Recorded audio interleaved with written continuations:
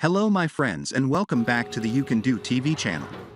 Liebherr drilling rigs are expertly designed for deep foundation work, delivering precision, stability, and efficiency. These rigs are fundamental in creating robust foundations for large structures, ensuring stability and load-bearing capacity.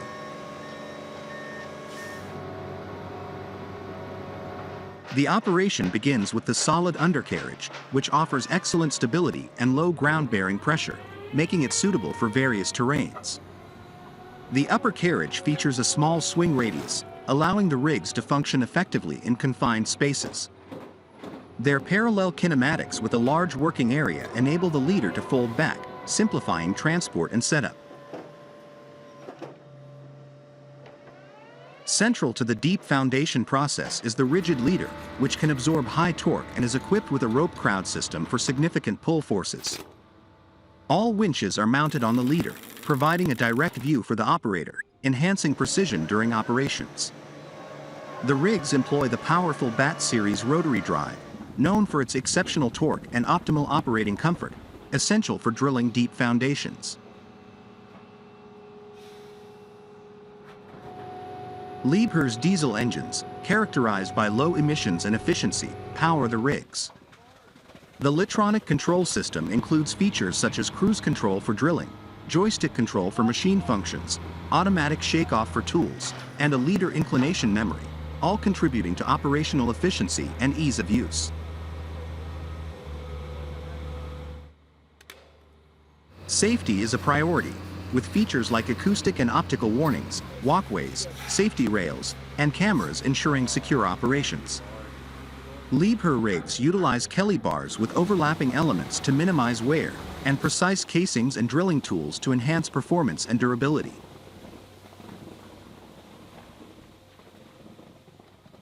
As buildings grow taller, the loads they exert on their foundations increase significantly. Traditional foundations like isolated footings and strip footings become inadequate for high-rise structures because they cannot distribute the immense load effectively. Instead, the load needs to be transferred to deeper, more stable soil layers. This is where pile foundations come into play.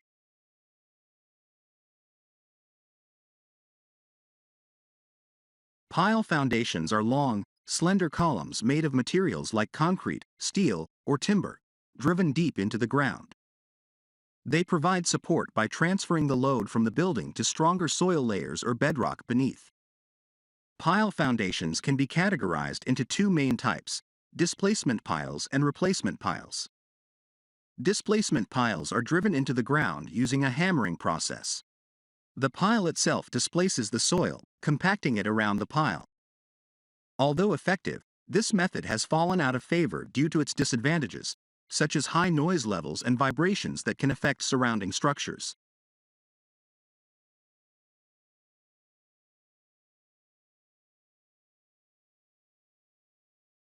In contrast, replacement piles involve removing the soil and casting the pile in place. This technique, also known as cast in situ board piling, is preferred due to its lower noise and vibration levels, ability to penetrate boulders, and the possibility of inspecting subsurface conditions during installation. Cast in situ board piles are created through a multi-step process: casing installation, drilling operation, reinforcement cage installation, pile concreting, and casing removal. During the drilling process, a special clay called bentonite is used. Bentonite is mixed with water to create a drilling fluid that supports the excavation by exerting hydrostatic pressure on the walls of the drilled hole. This prevents collapse and stabilizes the excavation. The properties of bentonite, such as density and viscosity, must be closely monitored to ensure effective support and proper pile formation.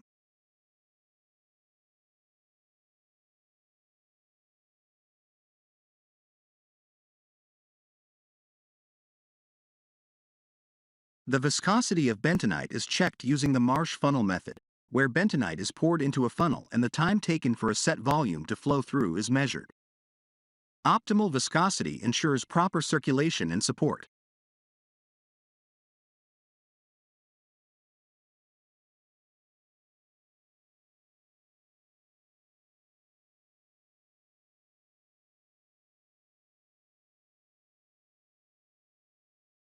The density of bentonite is measured using a mud balance apparatus.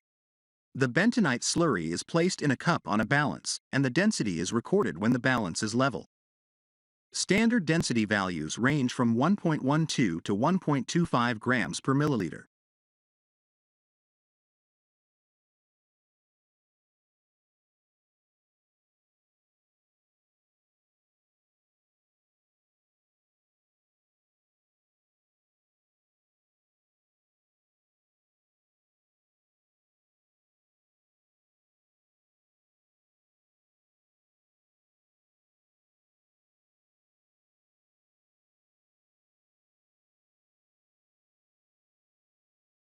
The sand content test is an important procedure used to evaluate the properties of bentonite, a critical component in the drilling process for pile foundations. To conduct this test, bentonite is poured into an apparatus until it fills the conical section. The sand content apparatus is then filled with water and shaken thoroughly. The mixture is passed through a mesh, which collects the sand. The mesh is then washed with water into the apparatus, allowing for an accurate measurement of the sand content in the bentonite mixture.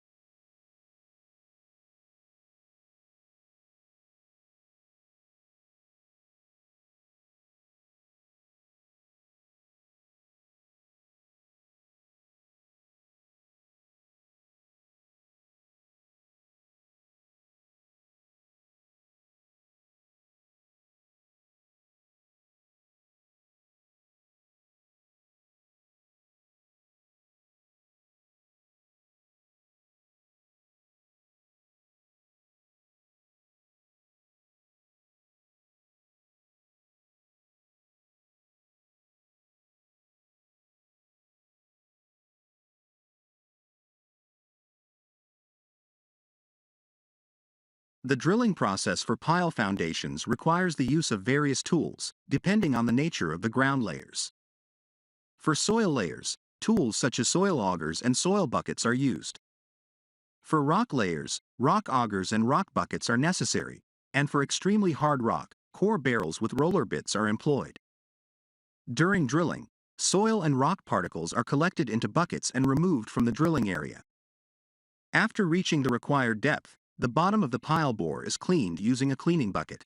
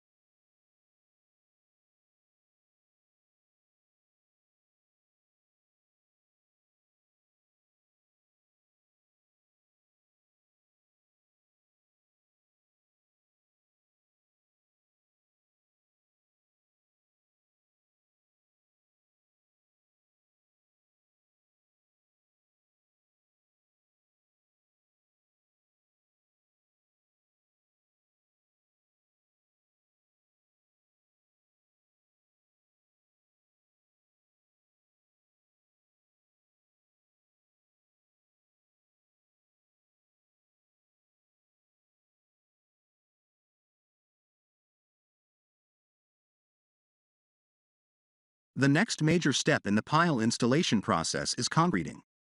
Before concreting begins, a reinforcement cage must be fabricated. This should be done concurrently with the drilling operations. Before inserting the reinforcement cage, the pile bore should be washed by circulating bentonite through it. The reinforcement cage is then installed using a crane or a BG machine, ensuring that all laps are properly welded.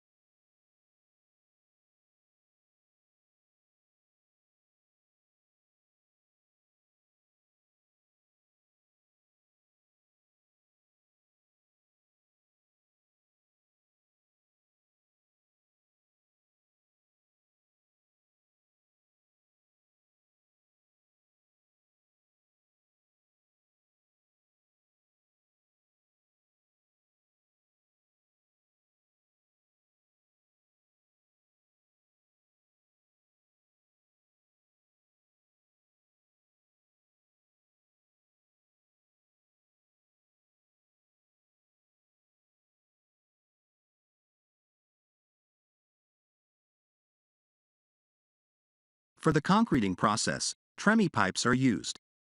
A funnel is attached to the top of the tremie pipe, and concrete is poured into the funnel, flowing to the bottom of the pile through the pipe. As the concrete fills up to a certain level, the tremie pipes can be shortened by removing sections from the joints. It is important to ensure that the bottom of the tremie pipe remains below the top level of the concrete throughout the process. After concreting, the casing is removed vertically.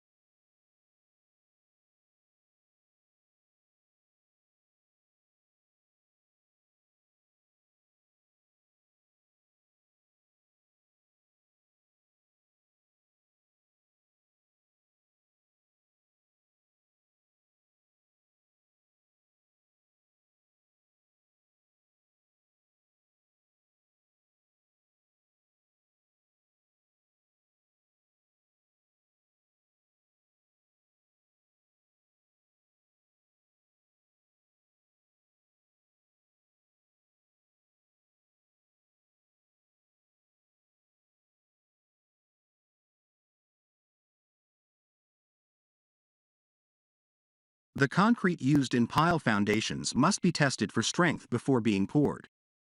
A sample of concrete is taken to a wheelbarrow, and a slump test is performed. For pile concrete, the slump and flow values should be high, typically between 180 to 220 millimeters. Additionally, a concrete cube test is conducted to verify the strength of the concrete. Concrete cubes are cast in standard molds, cured in a curing tank after setting, and then crushed on the 7th and 28th days to ensure they meet the required strength.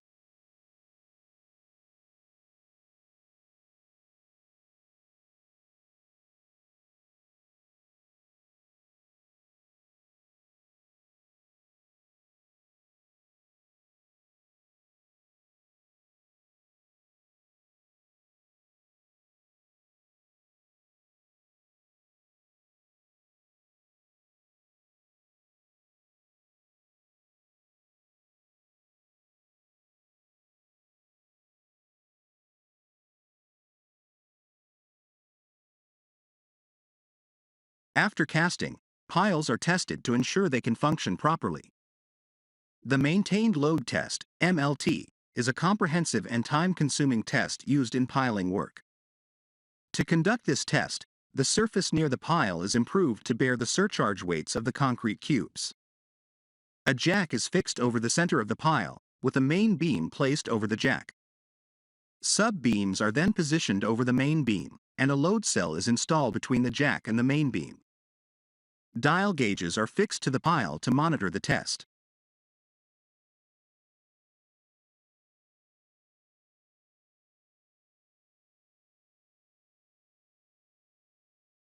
To assess the load-bearing capacity of piles, several tests are conducted. One crucial test is the Maintained Load Test, MLT, where the pile is jacked and loaded gradually until it reaches 1.5 times the working load.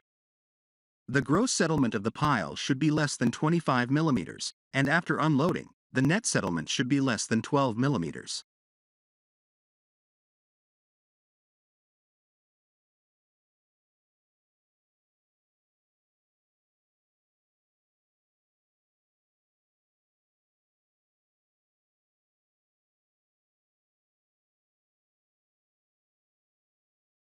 Another essential test is the Pile Driving Analyzer, PDA, test, which evaluates the pile's load-bearing capacity.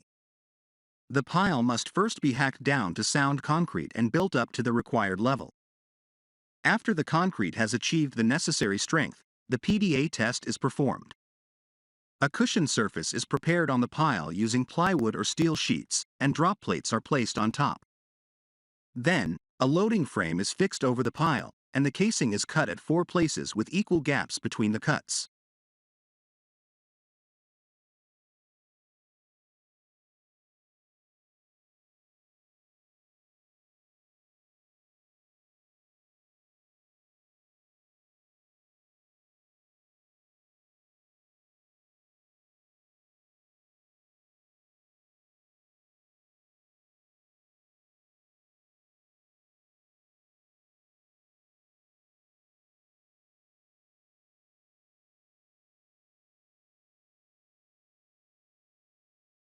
Sensors from the analyzer are attached to the pile. The load is lifted along the frame to the required height and dropped onto the pile, creating a significant impact. When the drop weight hits the pile surface, a large force and velocity are generated, producing stress waves that transfer to the pile's bottom. The load is calculated using an accelerometer and a strain gauge, and the readings are used to analyze the pile's capacity.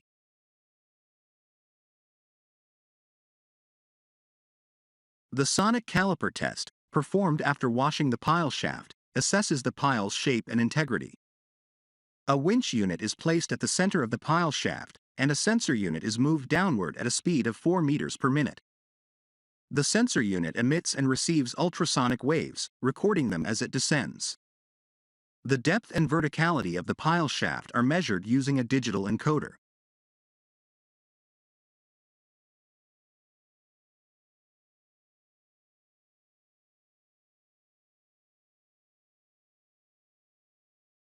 The pile integrity test, PIT, is a simple method that uses sound wave propagation to evaluate the pile.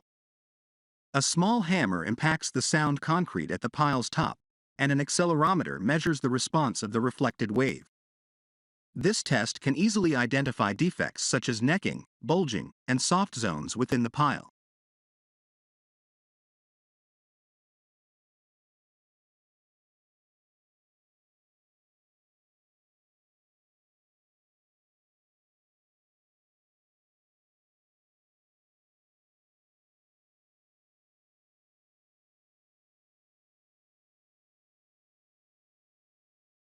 Cross-hole sonic logging, CSL, is another test used to check pile integrity. 4 water-filled GI tubes are installed with the reinforcement cage before concreting.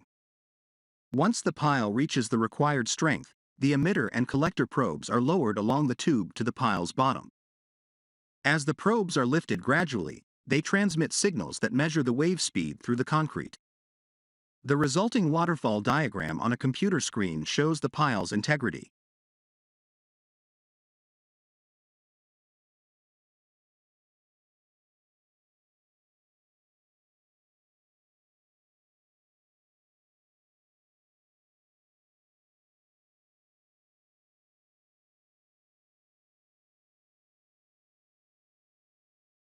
Piles are not only used for building structures but also for constructing retaining walls. These walls, known as contiguous and secant pile walls, utilize piles to form barriers. Contiguous pile walls have 0 or more distance between piles, while secant pile walls have intersecting piles. For secant pile walls, double wall casings with cutting shoes are required.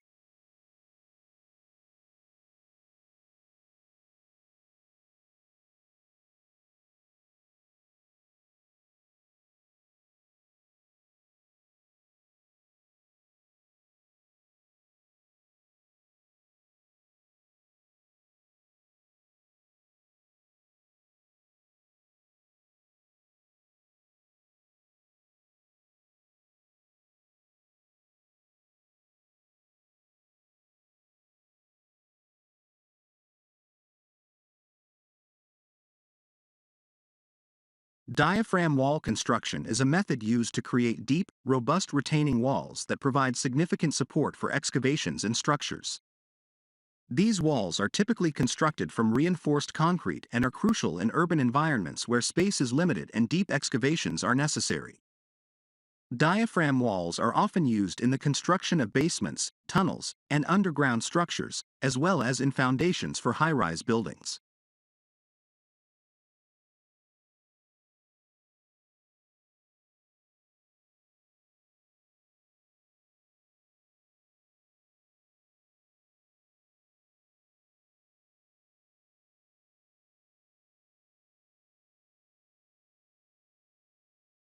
The construction process of a diaphragm wall begins with the excavation of a narrow trench. This trench can extend more than 200 meters deep, depending on the project's requirements. To maintain trench stability during excavation, a supporting fluid, usually bentonite slurry, is used.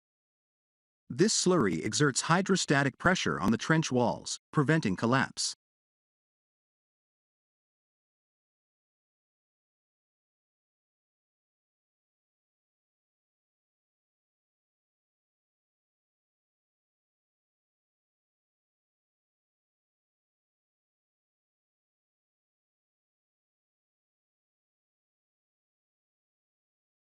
Once the trench is excavated to the required depth, a reinforcement cage is lowered into the trench.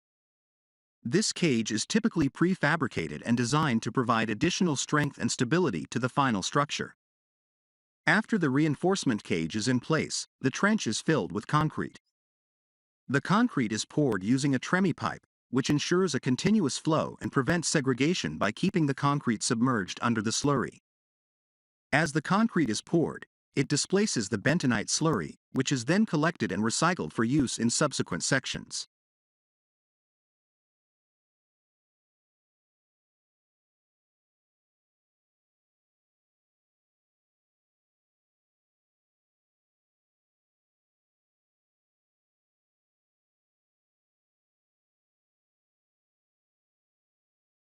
The construction of diaphragm walls often involves the use of specialized machinery, such as trench cutters and grabbers. Trench cutters are used to excavate the trench with precision, while grabbers help remove the excavated material. These machines enable the construction of deep and accurate trench walls, which are essential for the structural integrity of the diaphragm wall.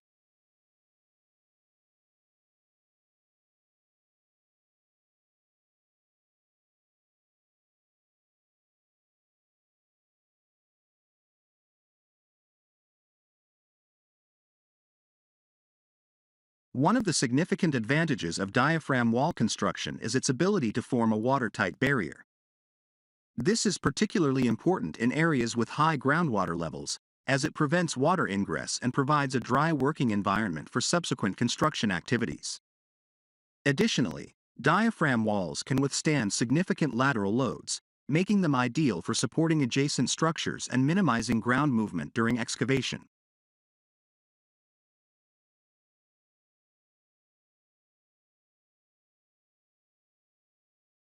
The fabrication and lowering of steel rebar into drilled piles are crucial steps in the construction of deep foundations.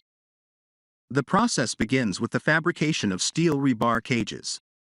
High-strength steel rods are cut and bent into the required shapes and sizes based on the engineering design specifications. These rods are then assembled into a cylindrical cage using tie wire to ensure structural integrity. The rebar cage typically consists of longitudinal bars and spiral or circular ties, which provide the necessary tensile strength and rigidity to the concrete piles.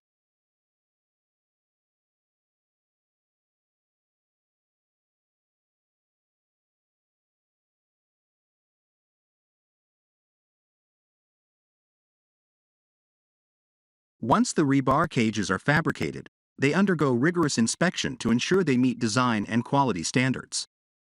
This includes checking the spacing, alignment, and secure fastening of the bars.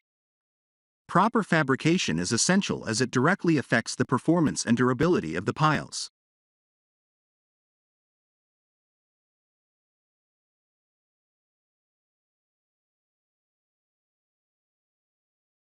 The next step is lowering the rebar cages into the drilled shafts. The drilling process involves creating deep holes in the ground using specialized drilling rigs, reaching down to stable soil or rock layers capable of bearing the structure's load. After the holes are drilled, a crane is used to carefully lower the rebar cages into the shafts. The crane must handle the cages with precision to prevent deformation and ensure they are correctly positioned within the hole.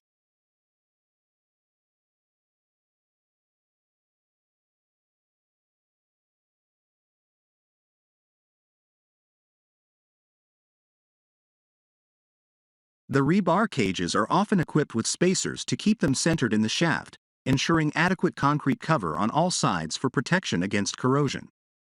Once in place, the cages are temporarily secured to prevent movement during concrete pouring.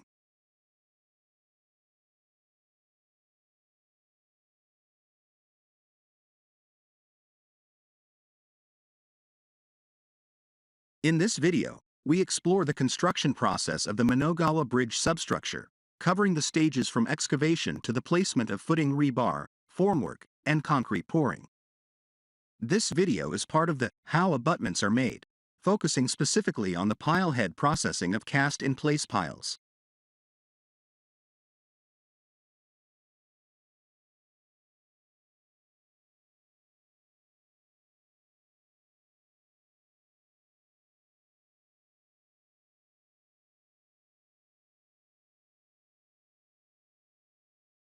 The process begins with large machinery scooping up soil from above. For more precise excavation work, smaller excavators are lowered to gather the soil.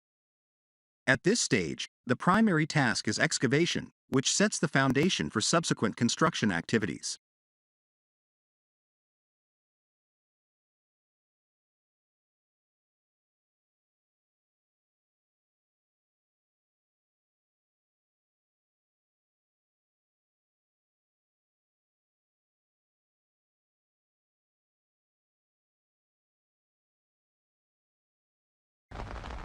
The process of treating the heads of cast-in-place piles involves several detailed steps to ensure the correct height and integrity of the pile are maintained. This guide outlines the procedures for cutting, removing, and finishing the pile heads, emphasizing precision and safety throughout the operation.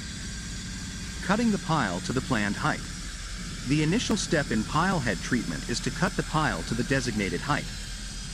This is achieved by making a cut around the circumference of the pile, approximately 5 centimeters deep. This cut serves as a guide and weakens the concrete for the subsequent removal process. It is crucial that this cut is made accurately to ensure that the remaining steps proceed smoothly. Removing excess concrete in 2 parts.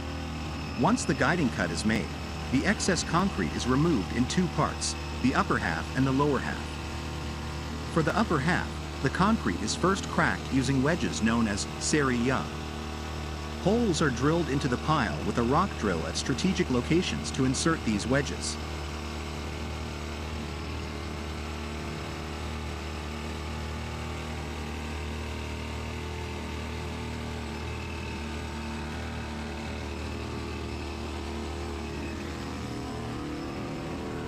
Typically, 3 to 4 sari-ya wedges are inserted into the holes.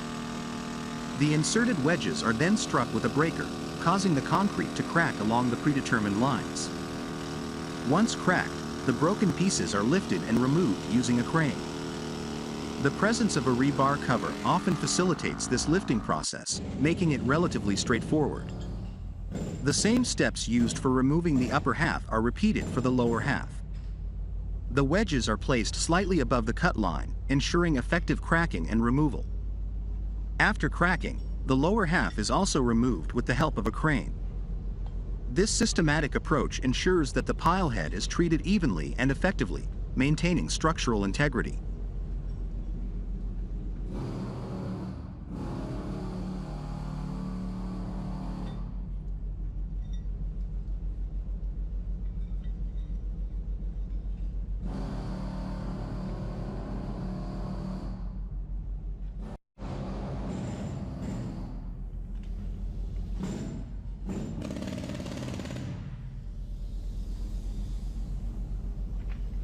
Final steps and finishing. After the main bulk of the concrete has been removed, the pile head is further treated to ensure a smooth finish. Any remaining large chunks of concrete are broken into smaller pieces using a concrete breaker. This step ensures the pile head is left with a clean and even surface. The smaller concrete pieces are then collected and transported away from the site, ensuring that the area is clean and safe for subsequent construction activities.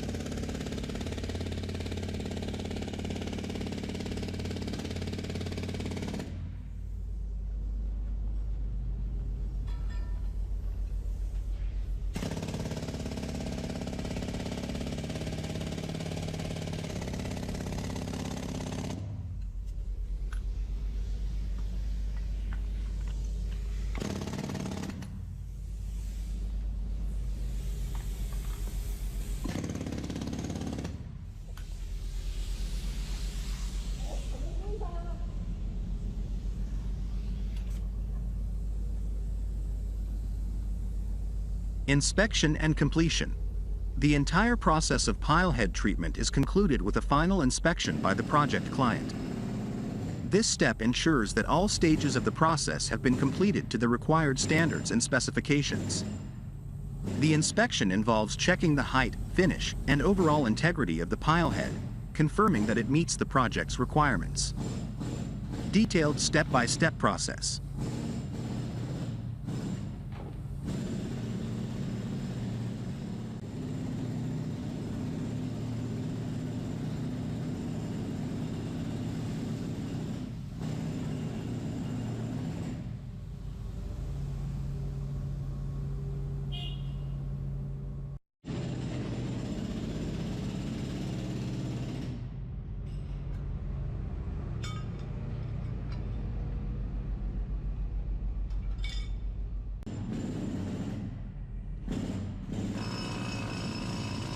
The detailed step-by-step process of pile head treatment is as follows. Making the initial cut. Use a concrete cutter to create a 5 centimeters deep cut around the pile circumference at the designated height. This cut acts as a guide for the removal process. Preparing for concrete removal. Drill holes for inserting seri-yaw wedges using a rock drill. Insert 3 to 4 seri-yaw wedges into the drilled holes.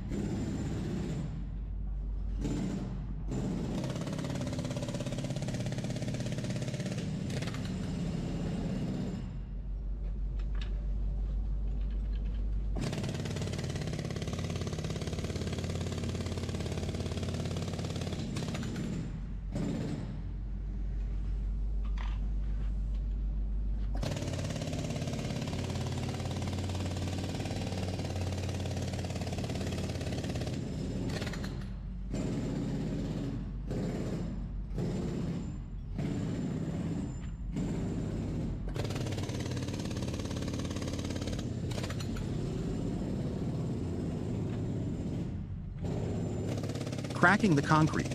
Strike the wedges with a breaker to induce cracks in the concrete. This step is crucial for weakening the concrete structure. Lifting the cracked concrete. Attach lifting equipment to the cracked sections and use a crane to lift and remove the cracked concrete pieces. Removing the upper half. Start with the upper half, following the steps for cracking and lifting. Ensure the rebar cover is intact to aid in the lifting process. Removing the lower half. Repeat the cracking and lifting process for the lower half. Place wedges slightly above the cut line for effective removal. Final breaking and trimming. Use a concrete breaker to further break down any remaining large pieces. Trim the pile head to achieve a smooth and even finish.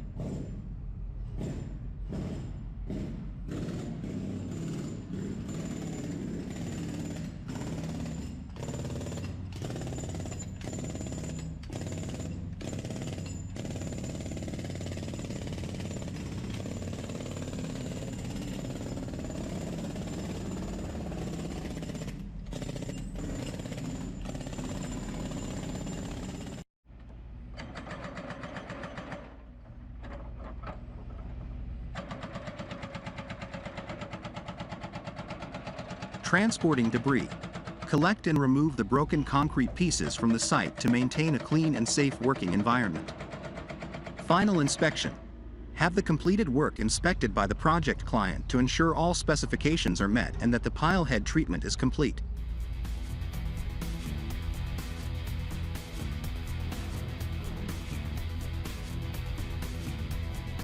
The next phase in this construction project involves the process of laying the leveling concrete. The leveling concrete was poured using a concrete hopper.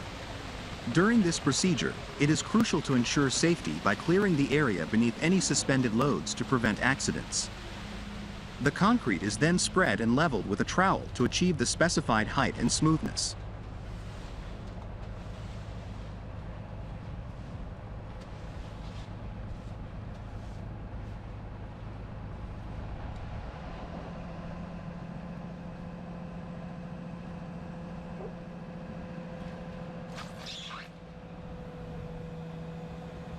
In summary, the construction process involves several critical steps to ensure the foundation is laid correctly and safely. Each step, from the initial gravel foundation to the final concrete pour, requires meticulous attention to detail and adherence to safety protocols. The process begins with the preparation and leveling of the base concrete, followed by the careful assembly of reinforcing steel. Formwork construction is a critical phase that ensures the concrete will be poured into a mold that can handle the pressure without any deformities.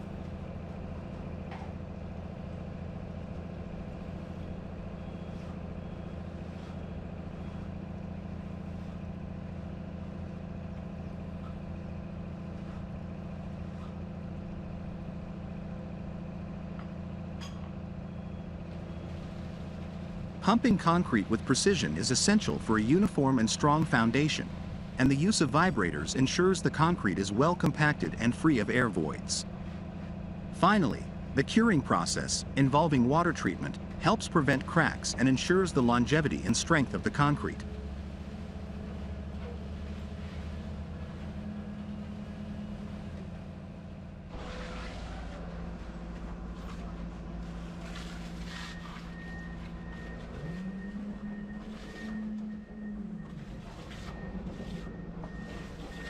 The thoroughness of each stage ensures the structural integrity of the foundation, setting the groundwork for the subsequent construction phases, including the vertical walls and parapet. Each phase of the construction not only builds upon the previous one but also prepares the structure for the challenges and loads it will face in the future.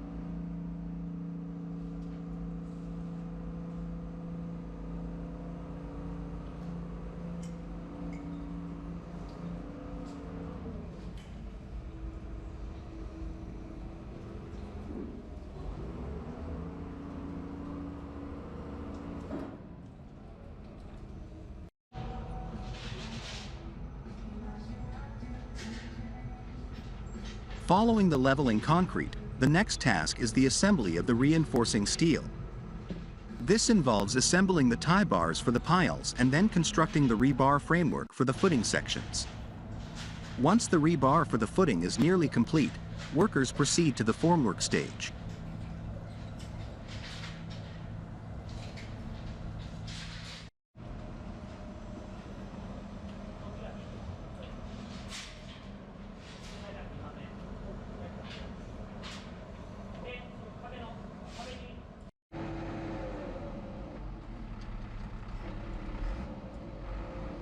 Building the formwork is essential as it must withstand the pressure exerted by the poured concrete.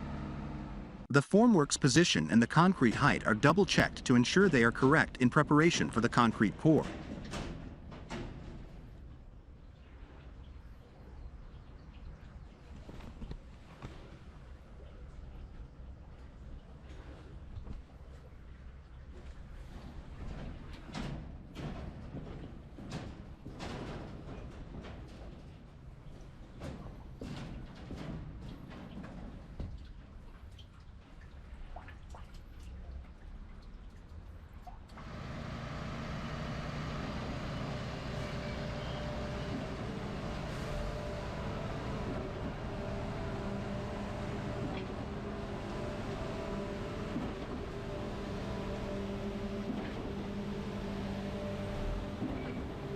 Concrete is then pumped using a concrete pump truck. Typically, 2 concrete mixer trucks are used simultaneously to provide a continuous supply of concrete to the pump truck. This method ensures a steady and efficient transfer of concrete to the designated pour locations.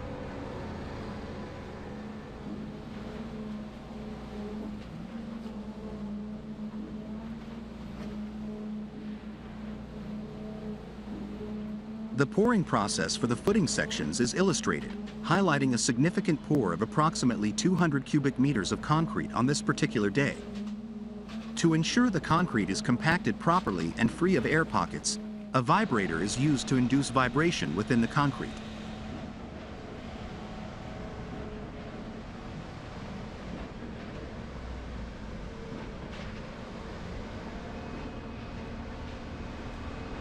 After the concrete has been vibrated, it is smoothed out with a trowel to eliminate any surface imperfections. Once the concrete has set, it undergoes water curing to prevent cracking. This involves maintaining the moisture in the concrete to allow it to cure properly.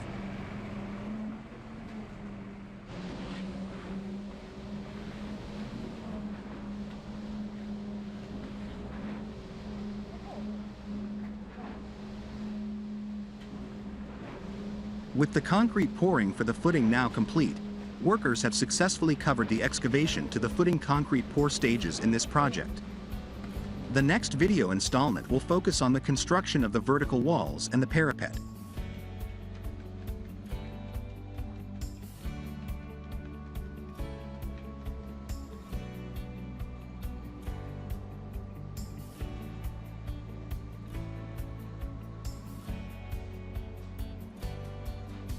The construction process described for the Kachhi-Marmara motorway utilizes the incremental launching method, also known as the incremental launching system, ILS. This method involves constructing the bridge deck in segments at one end of the bridge and then pushing the completed sections forward over the piers until the entire bridge deck is in place. Steps in the incremental launching method. Casting the segments. The construction begins with the creation of a casting yard behind an abutment, where the bridge deck is divided into several segments.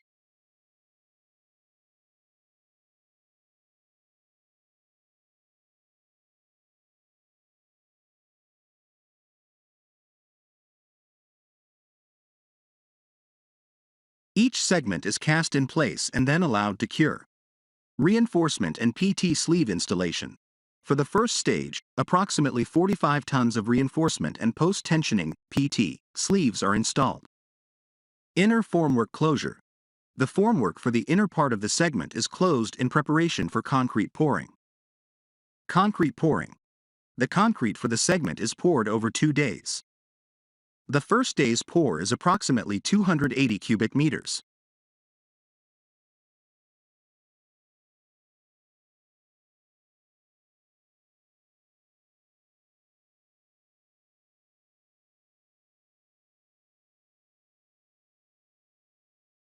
Formwork removal.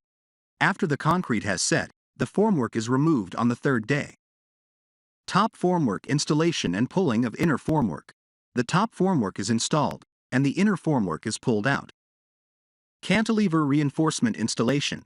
Additional reinforcement is installed for the cantilever sections. Reinforcement and PT sleeve installation for the next segment. Approximately 65 tons of reinforcement and PT sleeves are installed for the subsequent segment.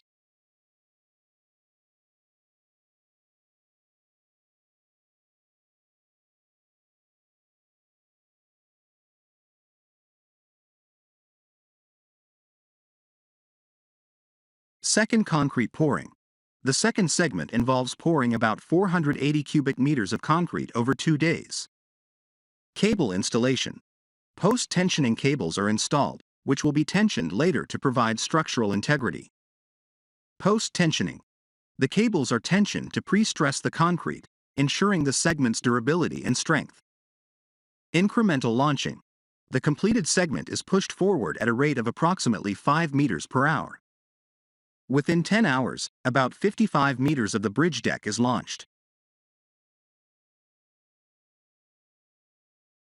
The Pan-Borneo Highway project recently saw the innovative launch of precast girders using an overhead beam launcher, BL, an advanced piece of construction machinery designed for the precise and efficient placement of heavy beams.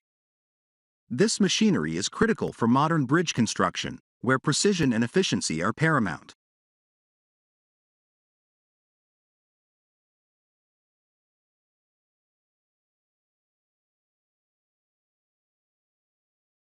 The overhead beam launcher used in this project is a 100 Texas 40M model, with an impressive length of 93.74 meters. It features a remarkable lifting capacity of 50 tons for each of its lifting trolleys, ensuring it can handle substantial weights. This launcher is equipped with a 3-support system and is self-launching, meaning it can move forward independently, a significant advantage in bridge construction.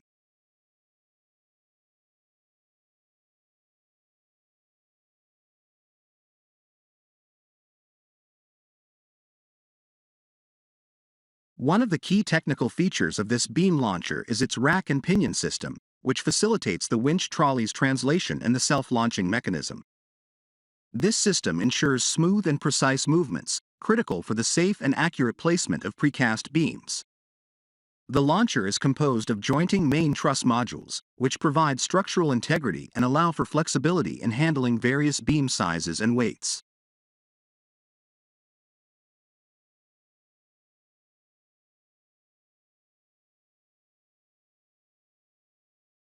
Before the actual launching process, several preparatory steps are undertaken. The beam trolley rail track is meticulously prepared to ensure stability and alignment.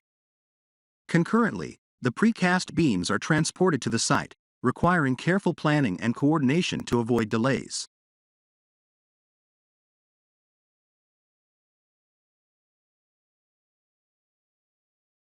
The beam feeding and lowering operation is a delicate phase of the process.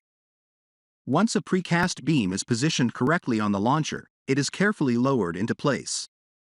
This first span of the operation was successfully completed, showcasing the efficiency and precision of the overhead beam launcher.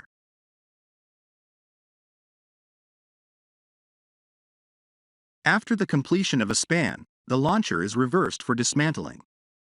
This ability to reverse and dismantle efficiently minimizes downtime and prepares the launcher for its next task.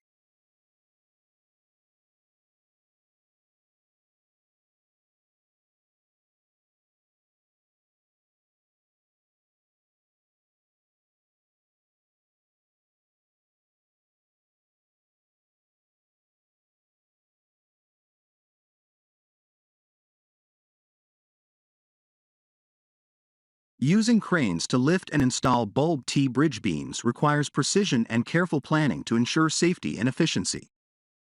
In Phil Campbell, Alabama, the placement of 248 HSL and 248 H5 bridge beams involves utilizing a link belt 248 HSL 200-ton lattice crawler crane and a 248 H5. These cranes are essential for their ability to handle the significant weight and length of the beams. The process begins with a thorough site assessment and preparation. The cranes are positioned strategically to optimize their lifting capabilities while maintaining stability. Ground conditions are evaluated to ensure they can support the crane's weight, and any necessary ground reinforcement is implemented.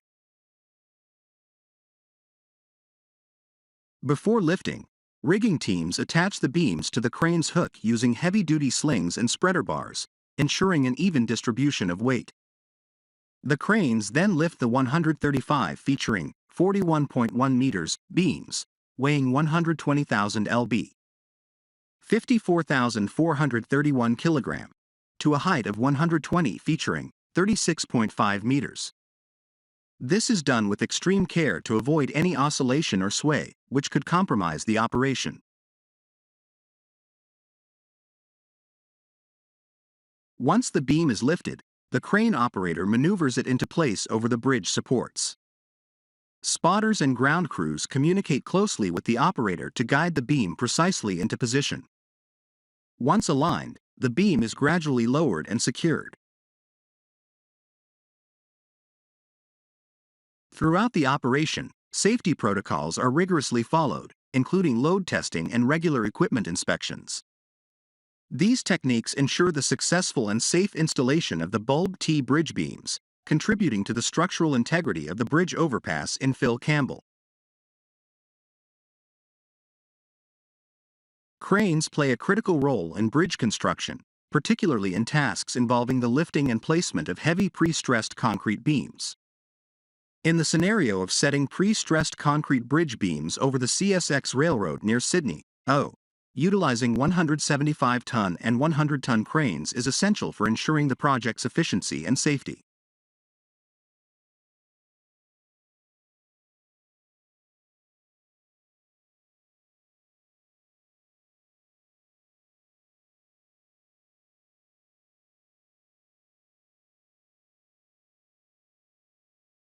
Selection of cranes. The choice of cranes, one with a 175-ton capacity and another with a 100-ton capacity, reflects careful planning based on the weight and size of the pre-stressed concrete beams, as well as the specific demands of the construction site. Pre-stressed concrete beams can weigh between 40 to 70 tons or more, depending on their length and design. Therefore, cranes with adequate lifting capacity are necessary to handle these loads safely.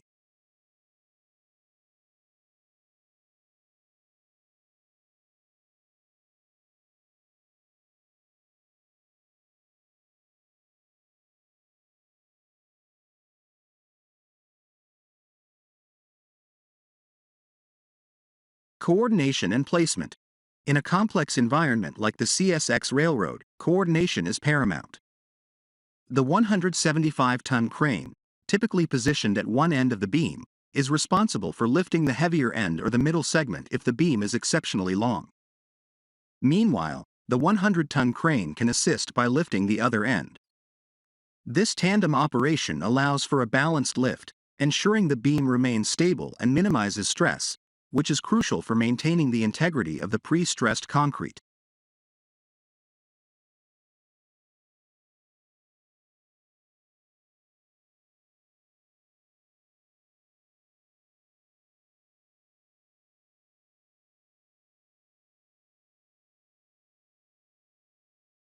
Site logistics and safety. Working near an active railroad adds a layer of complexity. Cranes must be strategically placed to avoid interfering with rail operations. This often requires meticulous planning and timing to ensure that lifts are conducted during windows when train activity is halted or minimized. Safety protocols must be rigorously followed, with signal coordination and communication between crane operators and ground personnel to prevent accidents.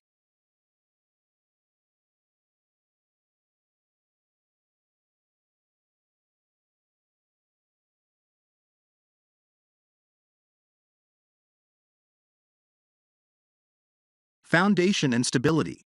The ground conditions around the CSX railroad must be assessed to provide a stable base for the cranes. Any instability in the ground could lead to crane tipping or beam misalignment, which would not only delay the project but also pose significant safety risks. Engineers may need to reinforce the ground or use additional supports like crane mats to distribute the weight more evenly.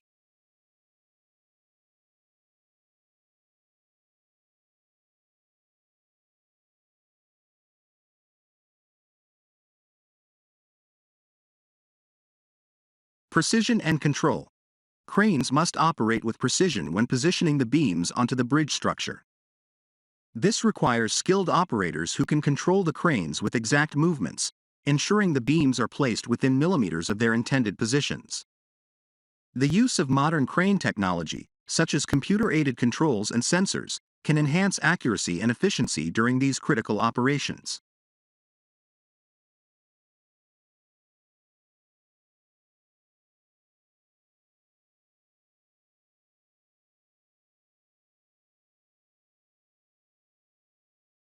Weather and environmental considerations. Weather conditions also play a significant role. High winds or adverse weather can make lifting operations hazardous. Thus, crane operations are typically scheduled during periods of calm weather to ensure maximum safety and control.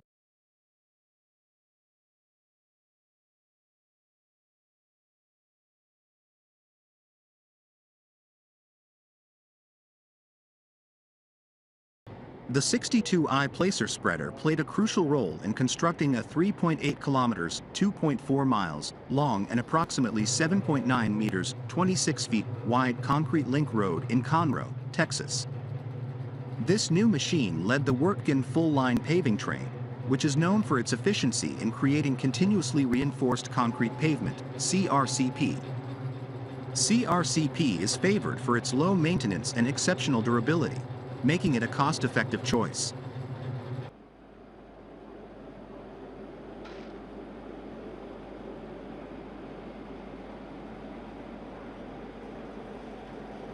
The placer spreader is a two-track placer spreader designed to handle high-performance concrete feeding with widths ranging from 12 feet to 24 feet and thicknesses up to 19.7 inches, 500 millimeters. Its hydraulically telescoping frame and concrete strike-off unit allow it to adapt easily to various job site conditions. This adaptability is further enhanced by the machine's modular design, which includes hydraulic quick-change couplings. These features enable quick conversion, easy transport, and maximize machine availability.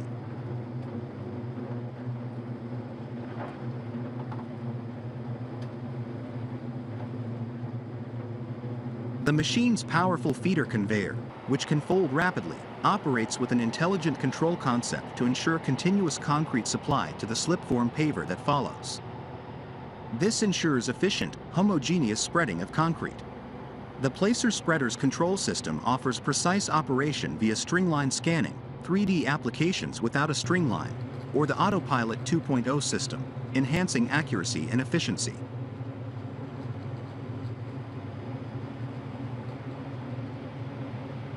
The use of the placer spreader in this project resulted in a 40% increase in productivity, allowing the project to be completed a week ahead of schedule.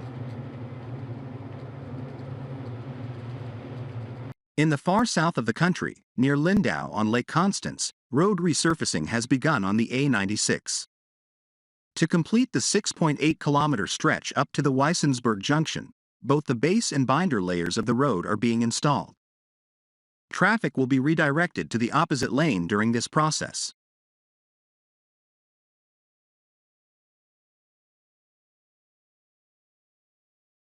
The roadwork features some of the world's largest road pavers, specifically the Super 30003 by Vogel. This machine has impressive specifications. It can lay down 1,800 tons of material per hour, with a maximum working width of 18 meters and a layer thickness of up to 50 centimeters, setting new standards in road construction.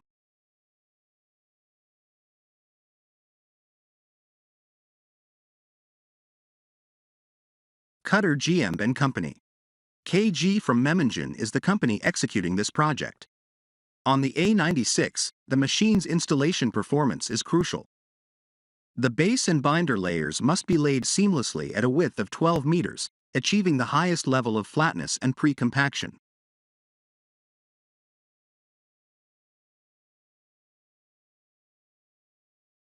The ideal machine for this challenge is the Super 3000-3, equipped with Vogel's new rigid screed, the SP350.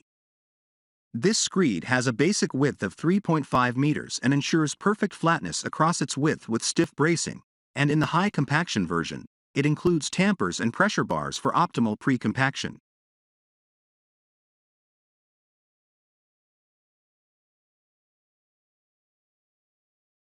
One of the key innovations in use before the Super 3000-3 starts is the hydraulic tamper adjustment, allowing the tamper height to be set to 4 or 8 millimeters at the push of a button. For laying the 14 centimeters thick base layer, the 4 millimeters tamper setting was sufficient.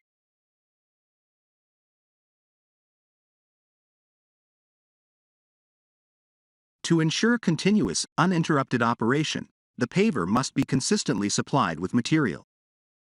Two power feeders of the type Montana 3000-2, offset from Vogel, handle this, feeding material in parallel and being resupplied by two staggered trucks to avoid any delays.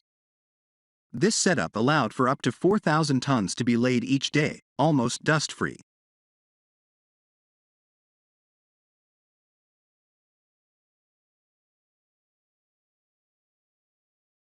The Ergo Plus 3 operating system gives the operator a full overview and control of the machine at all times.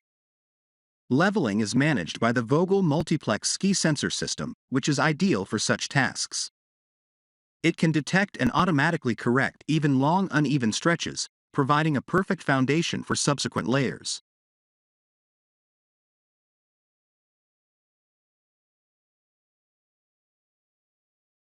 The driving force behind this highway-class paver is a powerful 6-cylinder diesel engine with 354 kilowatts. However, for the A96 project, it didn't need to utilize its full power, operating efficiently at eco mode, consuming less fuel and operating more quietly. The Super 3000-3 complies with stringent Stage 5 emissions regulations, but Vogel goes further with its Eco Plus emissions reduction package, making the machines cleaner, more fuel efficient, and quieter than required by standards.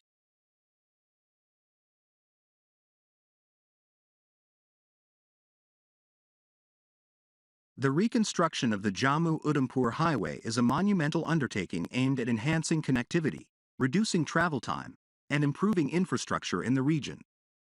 This highway, a crucial link between the municipal committee of Udhampur and Jammu city in Jammu and Kashmir, stretches for 64 kilometers through challenging mountain terrains. Additionally, it serves as a vital road link connecting Katra with the rest of India and forms a segment of the Srinagar-Jammu National Highway.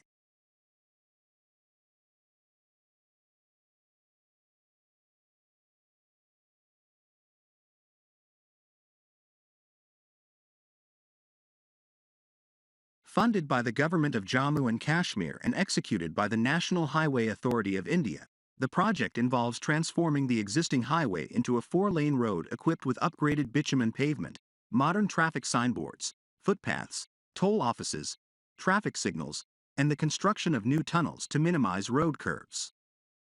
This not only aims to provide greater comfort to travelers but also to reduce the distance between Udhampur and Jammu.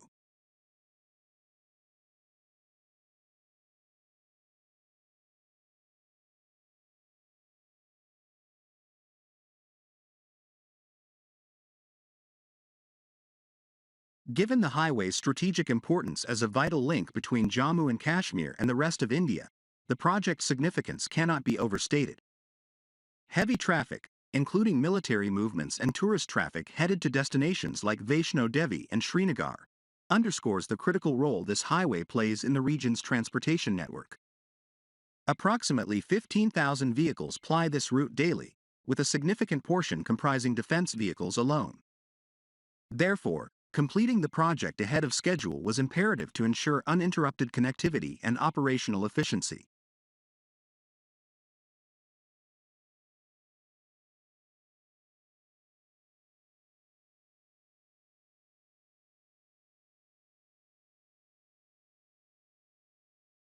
The project's ambitious timeline necessitated innovative approaches and meticulous planning to overcome the unique challenges posed by the mountainous terrain. Traditional road construction methods were insufficient for this complex endeavor, which involved not only road widening but also the construction of tunnels and bridges across valleys.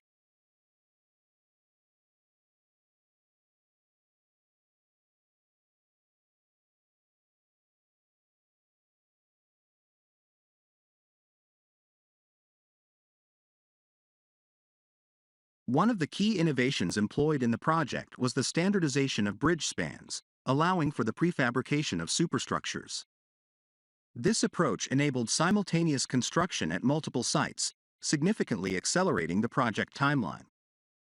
Additionally, advanced machinery and techniques, such as rock breakers, excavators, and tunneling equipment, were utilized to navigate through rugged terrain and minimize construction time.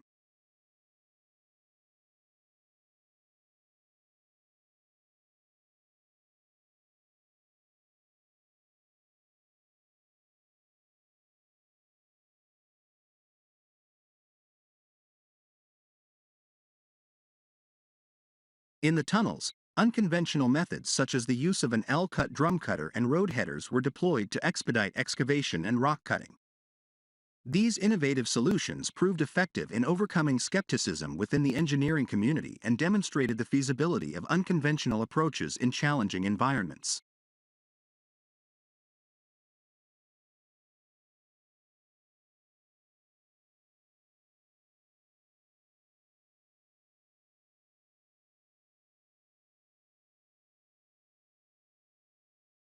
Furthermore, the project team implemented time-saving techniques such as steel fiber reinforced shotcrete for tunnel linings, replacing conventional concrete methods. This streamlined process eliminated the need for extensive curing periods, allowing for faster progress without compromising structural integrity.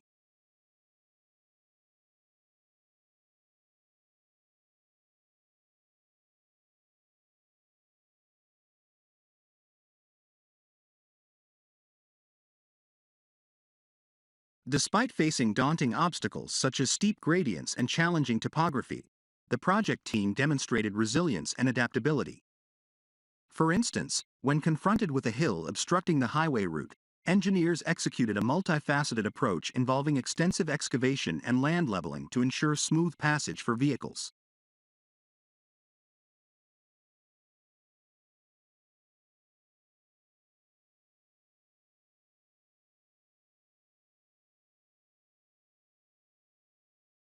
The construction process presented a myriad of challenges, each requiring innovative solutions and meticulous planning. One challenge was the need to carve a smooth loop through a hill to facilitate speedy and safe passage. This endeavor necessitated extensive excavation and strategic engineering to create a road that seamlessly navigated through rugged terrain.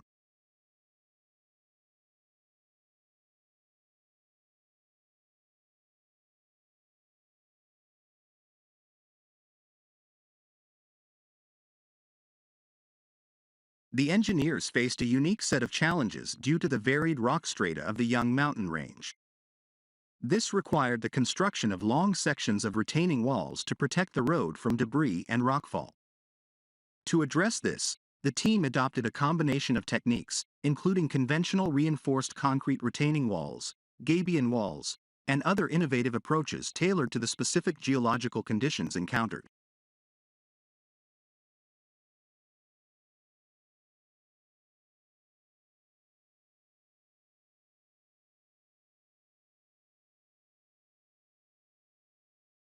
Furthermore, the road's alignment traversed populated areas, necessitating the accommodation of local needs and considerations.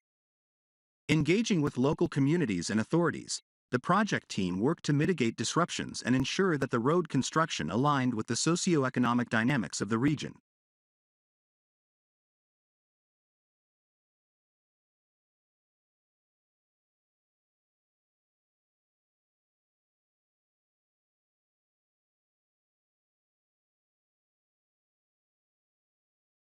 In some instances, infrastructure such as the main water pipeline supplying Jammu City intersected with the proposed road alignment. To address this, The team devised a diversion for the pipeline and constructed culverts to protect it, ensuring uninterrupted water supply to the town. Similarly, the alignment of the road was altered to preserve a local temple, demonstrating sensitivity to cultural and religious heritage while executing the project.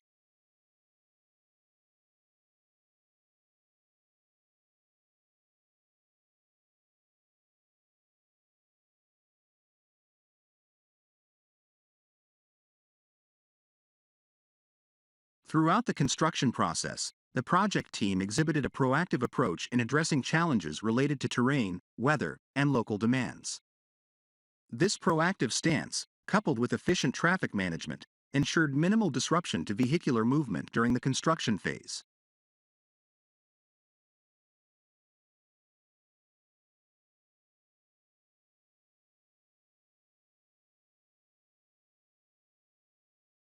Despite the complexities inherent in the project, including difficult terrain and topography, the project was executed with remarkable efficiency. Initially slated for completion in 36 months, the project is on track to be finished well ahead of schedule, setting a benchmark for infrastructure development in hilly regions.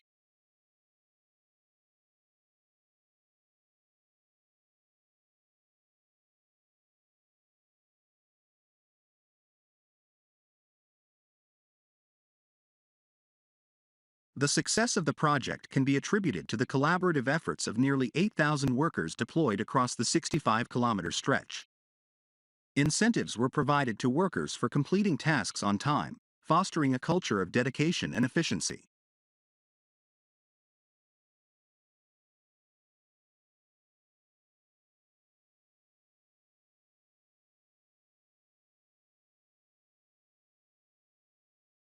Constructing single-line railway tunnels in challenging terrain such as the Himalayas is a feat that demands meticulous planning, cutting-edge engineering, and unwavering dedication. Afghans, tasked with building 5BG single-line railway tunnels for the Konkan Railway Corporation Limited, KRCL, in the remote location of Sangaldan, faced an array of challenges that tested their skills and resolve.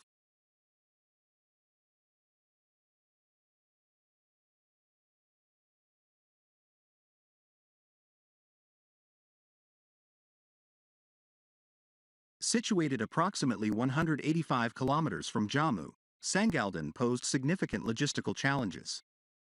Access to the site was hindered by the lack of proper roads, with heavy construction machinery having to be transported over unpaved, narrow village tracks prone to landslides. Despite these hurdles, Afghans mobilized their resources, dismantling and reassembling equipment to overcome weight restrictions on the Daman Bridge and erecting Bailey bridges to navigate difficult terrain.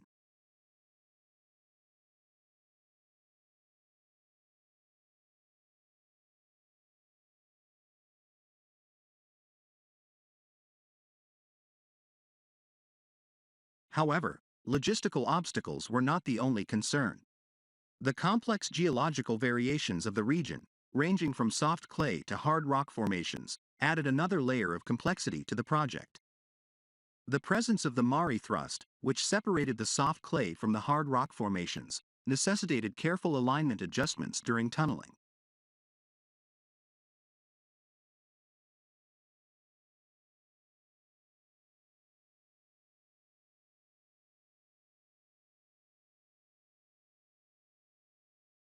The tunneling process itself was fraught with challenges. In one instance, a team encountered sheared rock mass that led to the formation of a cavity, halting progress until stabilization measures could be implemented. In another tunnel, unexpected water ingress threatened to derail operations, with workers and engineers having to swiftly respond to mitigate the flooding.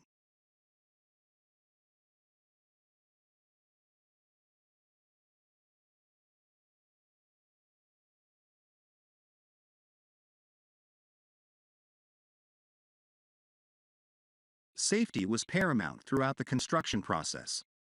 Afghans implemented rigorous health, safety, security, and environmental HSSE protocols, conducting daily briefings and ensuring the availability of emergency evacuation measures within the tunnels.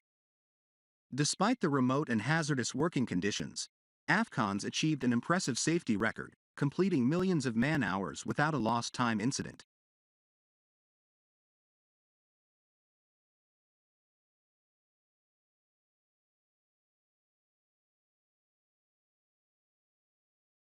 Beyond the tunnels themselves, Afghans undertook additional scope of work, including excavation for the Sangaldan rail yard. This massive undertaking, equivalent to 30 football fields in size, further underscored their commitment to the project's success.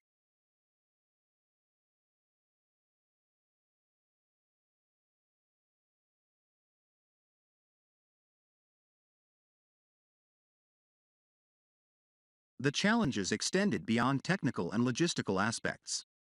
The remote location, coupled with the threat of militant attacks, created an atmosphere of uncertainty.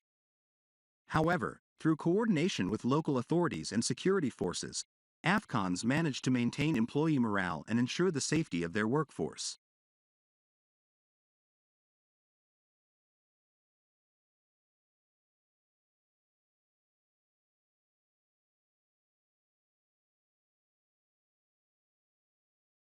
Despite the adversities, Afghans persevered, driven by a shared vision of connecting communities and transforming lives through the Udhampur-Srinagar-Baramulla Rail Link project. Their efforts exemplify how dedication, resilience, and effective collaboration can overcome even the most formidable obstacles in the pursuit of progress.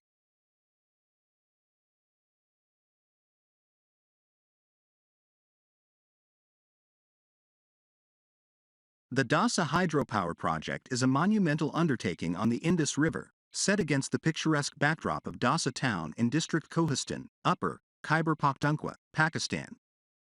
Positioned just 7 kilometers upstream of Dasa town and 74 kilometers downstream of the proposed Diamur Basha Dam, this run-of-river project is a critical component of the Power Policy 2013 and the Vision 2025 of the Government of Pakistan. The project aims to generate an impressive 4,320 megawatts of hydroelectric power, with a total annual energy output of 21,445 gigawatt-hours, contributing significantly to the country's energy needs.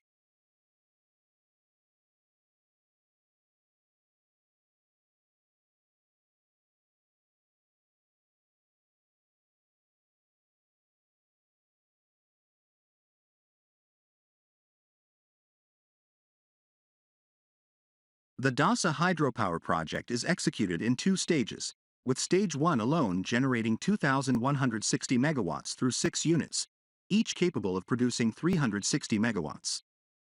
This initial phase is expected to be completed within 5 years, showcasing the urgency and commitment behind this project. The entire project is being financed by the World Bank, underlining its global importance and recognition as a crucial initiative for sustainable energy development.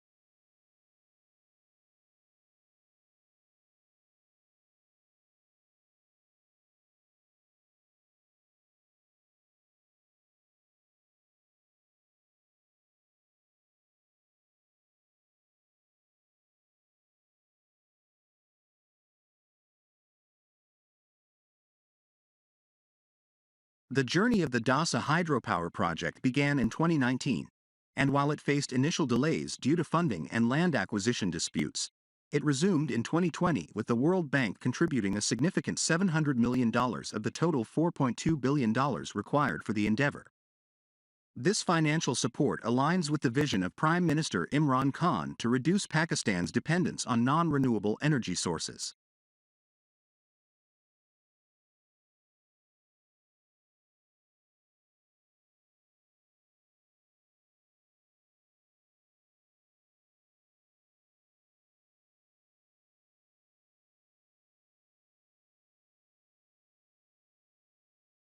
At the heart of this ambitious project stands a 242 meters tall dam, a gravity dam that will not only serve as a reservoir but also support a hydropower station with a staggering capacity of 4,320 megawatts.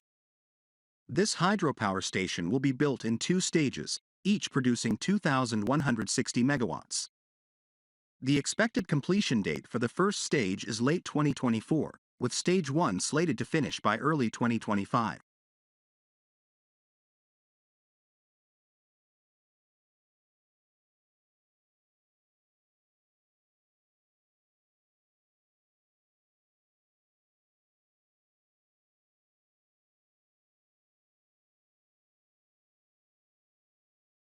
The Dasa hydropower project involves a multitude of components, each playing a crucial role in the overall construction process. The diversion tunnels, both inlet and outlet portals, are key elements in redirecting the mighty Indus River to ensure the smooth functioning of the hydropower station. These tunnels, along with access tunnels to the powerhouse, are part of the intricate network designed to harness the river's energy efficiently.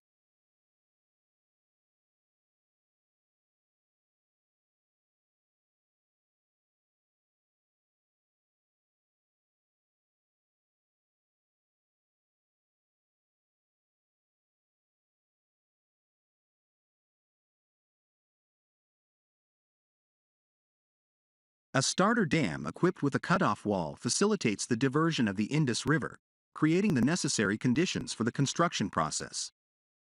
The crushing plant for aggregate production, along with multiple tunnels and scaffolding for arch concrete of diversion tunnels, signifies the complexity and precision required in the construction of such a colossal project.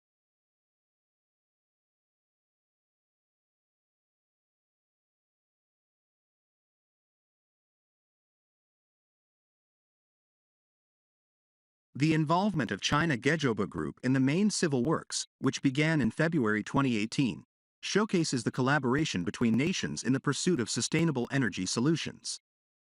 The construction activities, including the development of diversion tunnels, the underground powerhouse, and access tunnels, have been in progress since December 2018.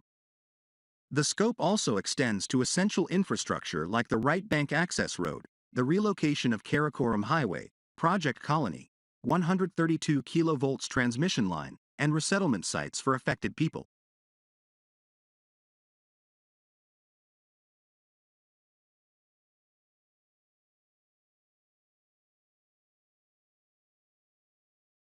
The project's financial scope has evolved, with the initial estimate of 486.093 billion rupees being revised to 510.980 billion rupees due to the escalation of land costs. Funding comes from various sources, with the World Bank contributing 588 million United States dollars, local commercial financing from a consortium of local banks amounting to 144 billion rupees, and foreign commercial financing from Credit Suisse Bank providing $350 million. WAPDA, the executing agency, will also inject its equity equivalent to 15% of the project's base cost.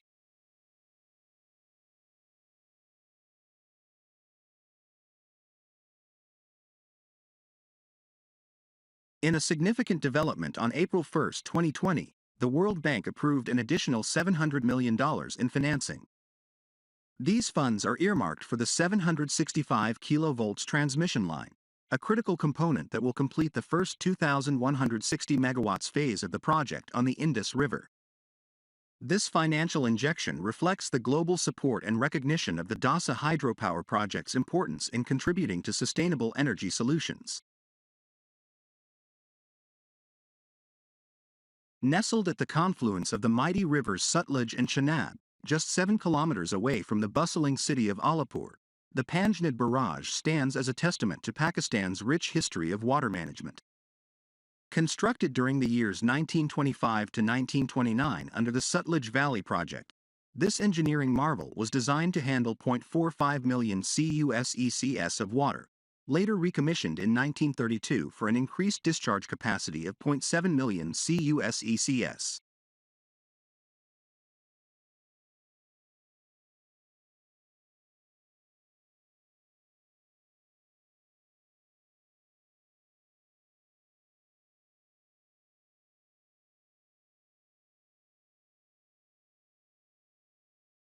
The barrage, a vital infrastructure connecting the districts of Muzaffargarh and Bahawalpur, plays a pivotal role in the region's agriculture, irrigating an expansive command area of 1.81 million acres. However, with over 8 decades of service, the Panjnad Barrage was showing signs of aging, demanding attention and rehabilitation.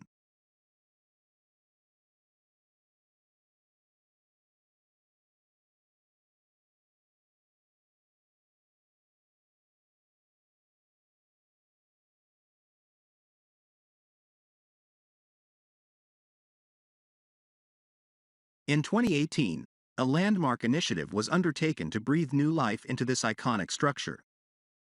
The Asian Development Bank, ADB, joined hands with Pakistan to embark on a mega rehabilitation project, investing 4.5 billion rupees for the first time since its initial construction. The three-year project aimed to enhance the discharge capacity from 0.7 million CUSECS to 0.86 million CUSECS, ensuring the barrage's continued service to the region.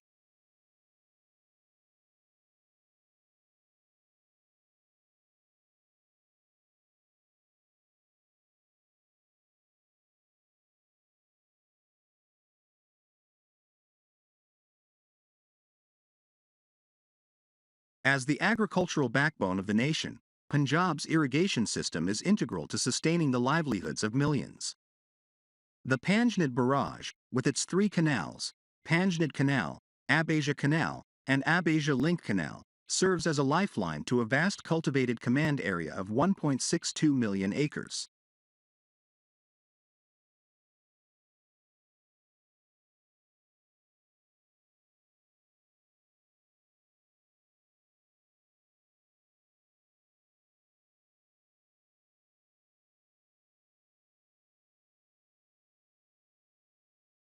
The barrage, with its impressive design discharge capacity of 700,000 CUSECS, faced challenges over the years, particularly during historic flood events in 1973, 1976, and 1992. The need for rehabilitation became imperative to ensure the barrage's resilience against severe floods and to address issues such as bella formation and deteriorating infrastructure.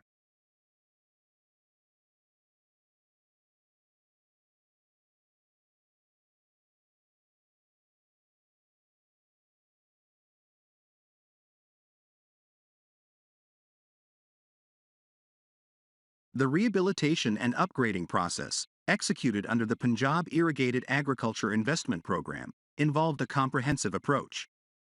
The consultancy for the project, including feasibility and detailed design work, was awarded to a joint venture of NESPAK, AAB, and DMC.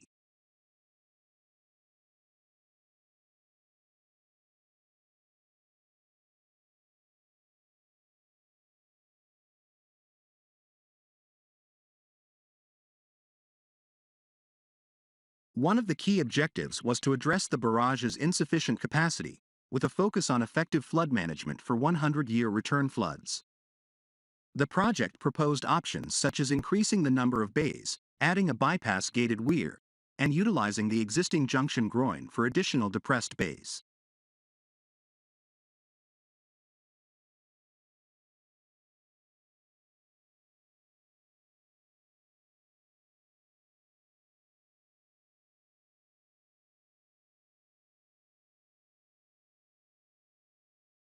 The project aimed not only to enhance the barrage's capacity but also to restore its original functions, ensuring improved and reliable irrigation supplies. Additionally, measures were taken to address concerns related to the oblique approach of the river, bella formation, and the deteriorated condition of the road bridge.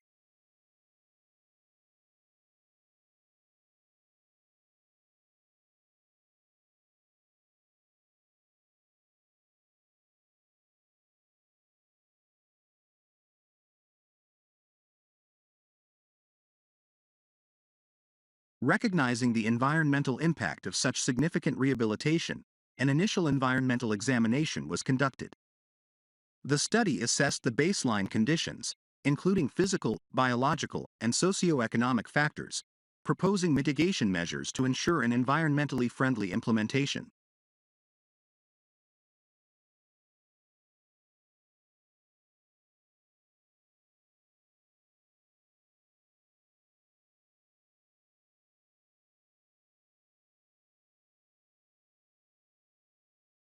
The Panjnad Barrage, with its rich history and renewed vigor, stands poised to continue its vital role in sustaining agriculture and livelihoods in the region. This ambitious rehabilitation project, a testament to the collaborative efforts between Pakistan and the ADB, ensures that the barrage remains a symbol of resilience and progress for generations to come.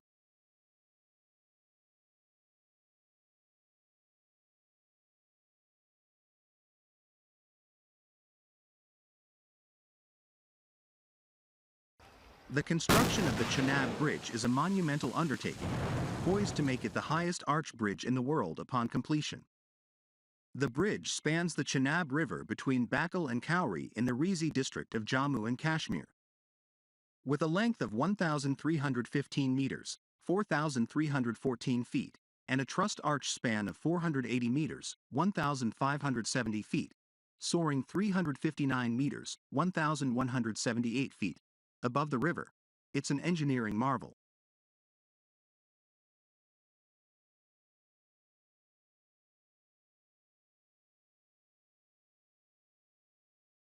The Udhampur-Srinagar-Baramulla Rail Link (USBRL) project, of which the Chenab Bridge is a part, is among India's most challenging and crucial infrastructure endeavors.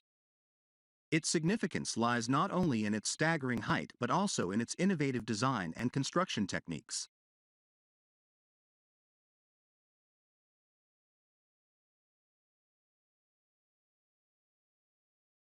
One of the most remarkable aspects of the bridge's design is its ability to withstand contact blast loads, making it the first bridge in India engineered for such a purpose.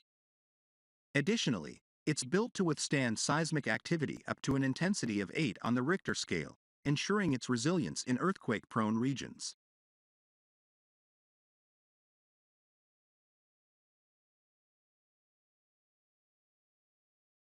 Given the extreme weather conditions in the region, including high winds, the bridge's design incorporates features to ensure safe passage for trains even in gusts up to 90 kilometers per hour. Sensors installed on the bridge automatically activate signals to halt train traffic if wind speeds exceed safety thresholds, preventing potential accidents.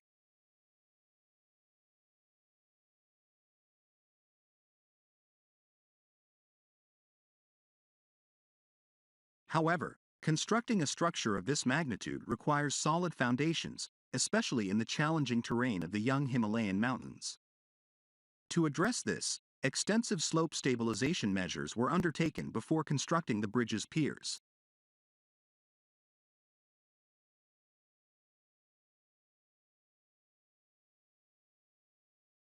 The tallest pier stands at an astounding 137 meters, necessitating massive foundations measuring 36.5 meters by 50 meters to provide the necessary stability.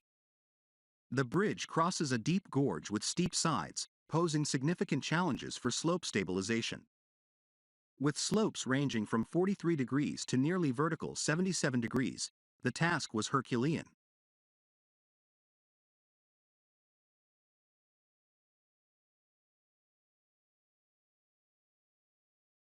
To begin, comprehensive tests were conducted to assess the stability of the rock mass. The Indian Institute of Science, Bangalore, designed the slope stabilization measures, which were then rigorously reviewed by international consultancy firm ORS. Once the designs were finalized, preliminary activities commenced at the site.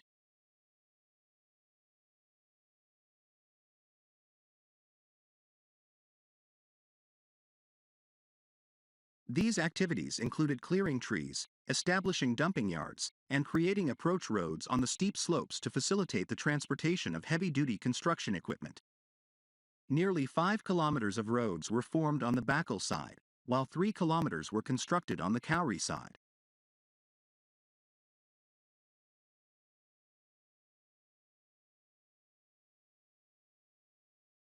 To prevent excavated debris from falling into the river during construction, catch trenches were dug at each stage. The excavation depths were substantial, reaching 218 meters on the Bakal side and 206 meters on the Cowrie side.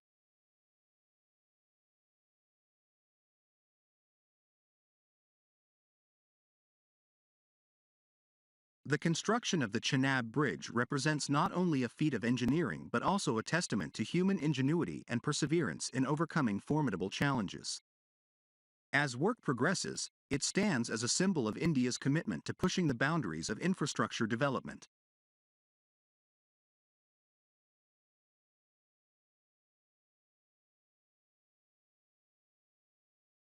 The steep slopes surrounding the construction site of the Chenab Bridge add an extra layer of risk to the already challenging endeavor. To ensure safety, the top-down method of construction is employed. This method begins with cutting and leveling the topmost bench of the slope. Excavation then proceeds in steps of 3 to 5 meters, with each step being carefully executed to maintain stability.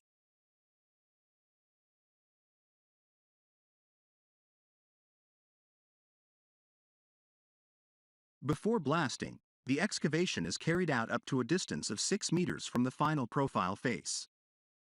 Pre-splitting, which involves placing small explosives in deep holes about half a meter from the final profile face, is then conducted. This technique ensures correct slope angles and prevents damage to the rock mass from the vibrations caused by blasting.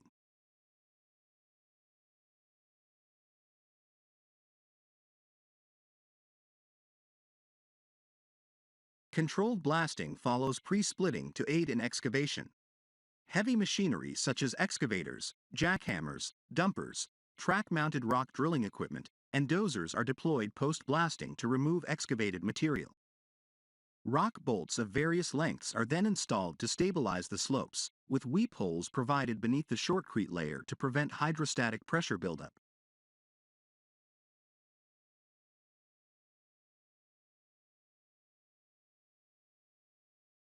On the buckle side, where over 40% of slope stabilization work is already completed, additional measures such as applying steel fiber reinforced shortcrete are undertaken to further strengthen and stabilize the slope.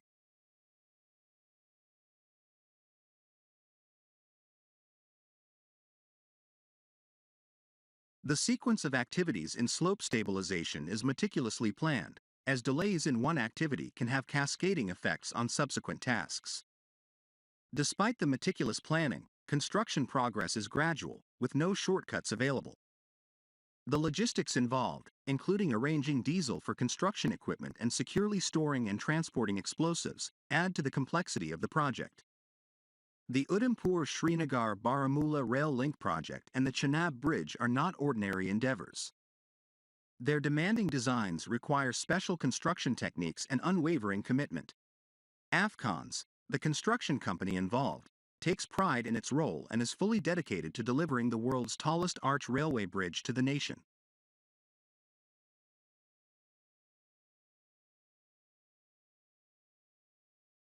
The construction of the Annaram Barrage stands as a testament to human ingenuity, perseverance, and determination to harness the forces of nature to meet the needs of a growing population.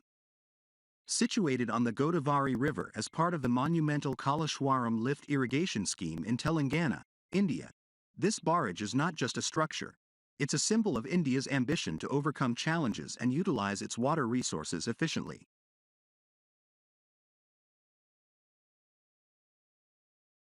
The Kaleshwaram lift irrigation scheme is undeniably one of India's most ambitious irrigation projects, aiming to address the water scarcity issues and transform the agricultural landscape of Telangana.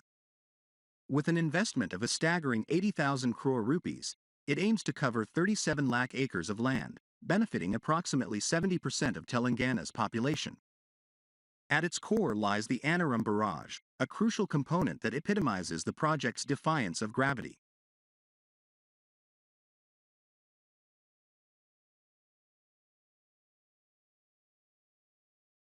As the largest barrage under construction in the Kaleshwaram lift irrigation project, the Annaram Barrage holds immense promise for the future of Telangana. Once completed, it will mark a significant milestone in Chief Minister K. Chandrasekhar Rao's vision of harnessing every drop of the 1,300 TMC water allotted to the state in the Godavari and Krishna River basins.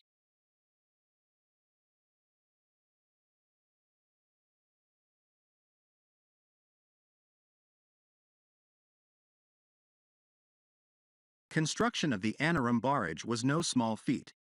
It required a monumental effort involving a myriad of machinery, equipment, and skilled manpower. The sheer scale of operations is mind-boggling.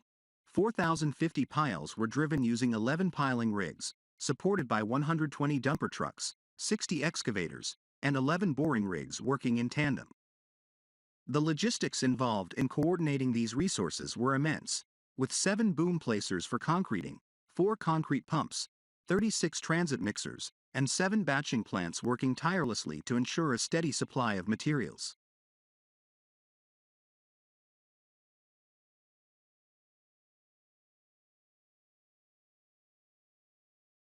Concrete, the backbone of the barrage, played a pivotal role in defying gravity. Over 1,500 tons of cement were consumed per day, along with 200 metric tons of steel, to provide the necessary strength and stability. The scale of concrete pouring was unprecedented, with 5,500 to 6,000 cubic meters of concrete poured, a feat never before achieved by Afghans, the construction company entrusted with this monumental task.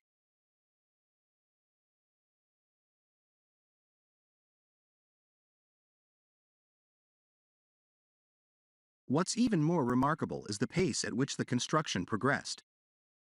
More than 1 lakh cubic meters of concreting per month for 4 consecutive months is a testament to the efficiency and dedication of the workforce involved. Despite the challenges posed by nature, including heavy rains and floods, the project remained on track, achieving a clean safety record of 8.2 million safe man-hours, an achievement in itself given the hazardous nature of the work.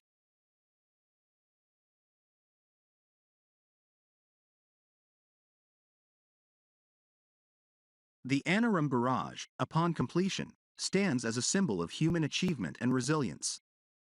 With a capacity of 10.87 TMC, it is poised to become a lifeline for agriculture in Telangana, ensuring water security for millions of farmers. But its significance extends beyond mere irrigation. It represents hope, progress, and the relentless pursuit of a better tomorrow.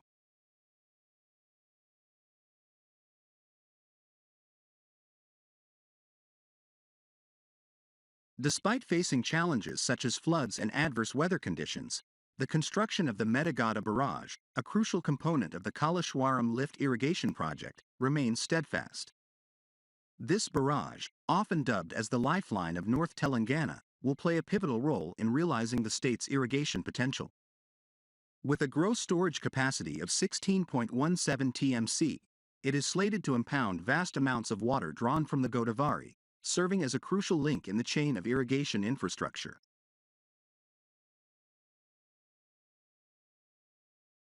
The Kachhi Canal project stands as a monumental undertaking in Pakistan, aiming to address the long-standing issues of water scarcity and lack of sustainable irrigation in the provinces of Punjab and Baluchistan. This ambitious project, originating from the Tansa Barrage on the Indus River, spans a total length of 500 kilometers, making it a critical water infrastructure development in the region. The canal's primary objective is to provide sustainable irrigation to vast tracts of agricultural land, transforming arid landscapes into productive and fertile areas.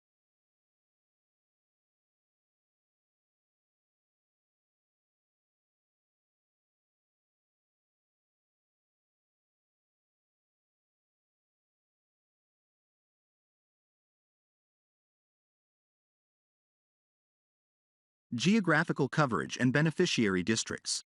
The geographical coverage of the Kachhi Canal spans multiple districts in both Punjab and Baluchistan provinces. In Punjab, the offtakes are located in Muzaffargarh, DG Khan, and Rajanpur districts, while in Baluchistan, the canal extends to Dera Bugti, Nasirabad, Bolan, and Hal Magzi districts. The choice of these districts highlights the strategic importance of the project in addressing water scarcity and supporting agricultural development in areas that have historically faced aridity.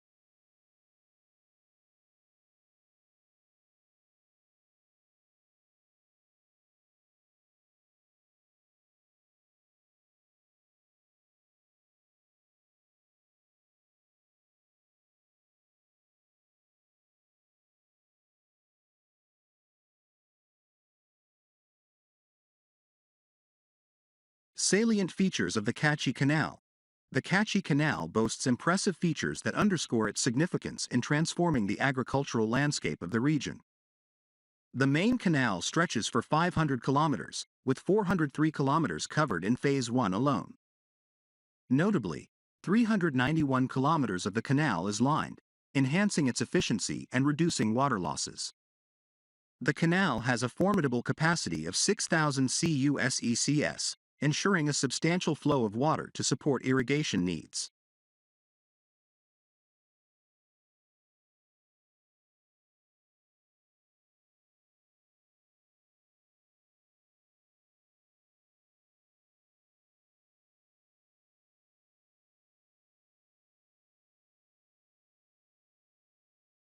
In addition to the main canal, the project includes an extensive network of branches, distributaries, and minors, totaling 1,500 kilometers in length.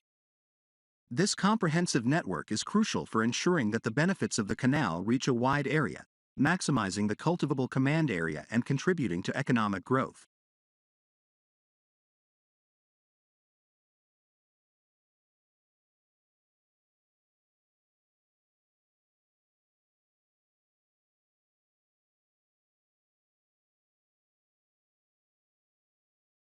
Phases of construction. The Kachhi Canal project is organized into three distinct phases, each targeting specific districts and aiming to progressively increase the irrigated land area.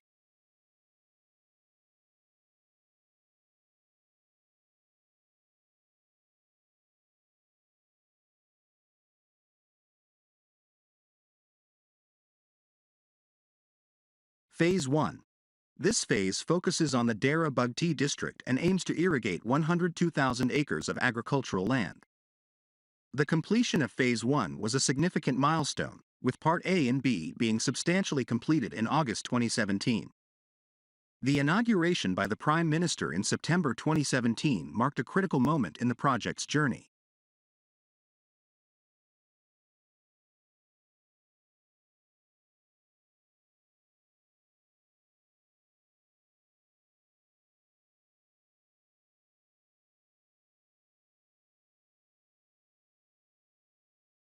Phase 2. Expanding its reach, Phase 2 targets the districts of Bolan and Nasirabad, with the goal of irrigating 267,000 acres of land.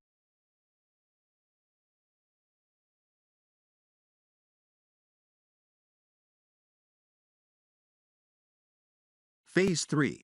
The final phase encompasses districts Bolan, Nasirabad, and Hal Magzi, with an ambitious plan to irrigate 344,000 acres. These subsequent phases aim to build on the success of Phase 1 and further contribute to the green revolution promised by the Kachhi Canal project.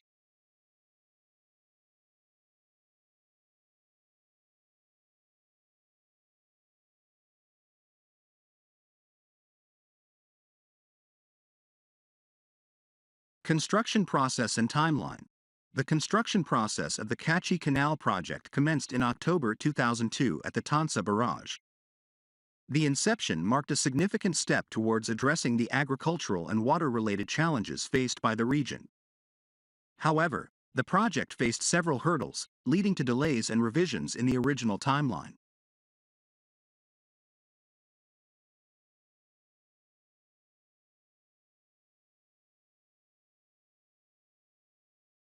The canal's construction involves intricate engineering and planning, with multiple sections and phases requiring careful execution.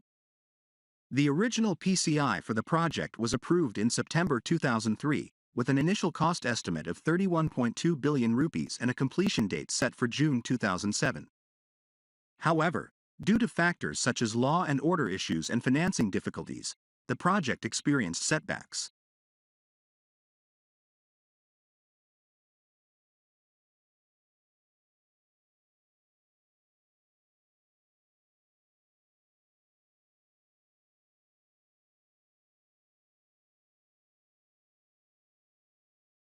Despite these challenges, Phase 1, Part A and B, achieved substantial completion in August 2017, deviating from the initial timeline.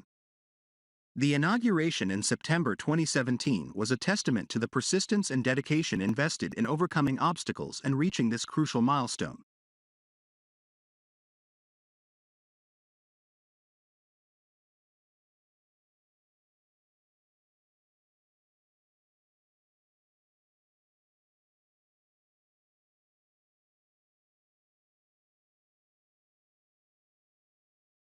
Financial overview.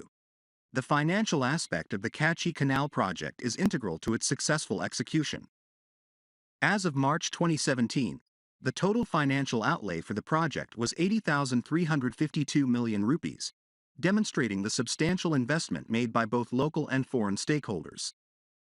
Additionally, for the fiscal year 2022-23, an allocation of 1,836.911 million rupees was made under the Public Sector Development Program, PSDP, reflecting the ongoing commitment to the project's completion.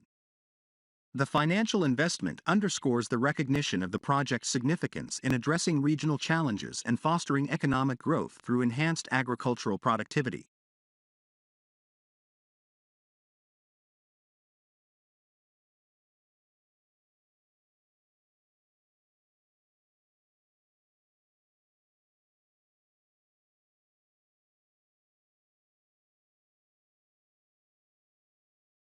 Impact on cultivable command area. One of the primary objectives of the Kachhi Canal project is to bring about a substantial increase in the cultivable command area. The project aims to irrigate 713,000 acres of land, with Phase 1 alone contributing to 102,000 acres.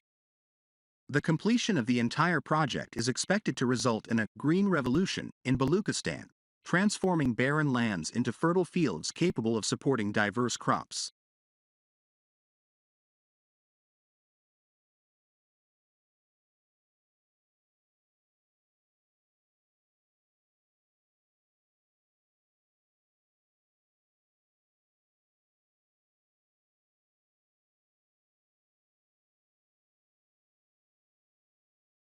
The impact of increased irrigation extends beyond agricultural productivity, contributing significantly to the national economy. It is estimated that the project will add 19.66 billion rupees annually to the economy, highlighting the economic benefits associated with enhanced agricultural output.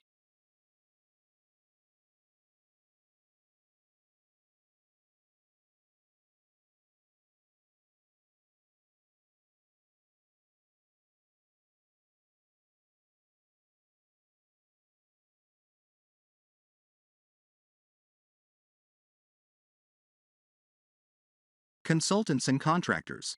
The successful execution of the Kachhi Canal project relies on the expertise of consultants and the dedication of contractors. The project is under the oversight of Kachhi Canal Consultants, a joint venture consisting of NESPAK, NDC, ACE, Barcob, and EGC. These consultants bring a wealth of experience and technical know-how to ensure the project's smooth progression.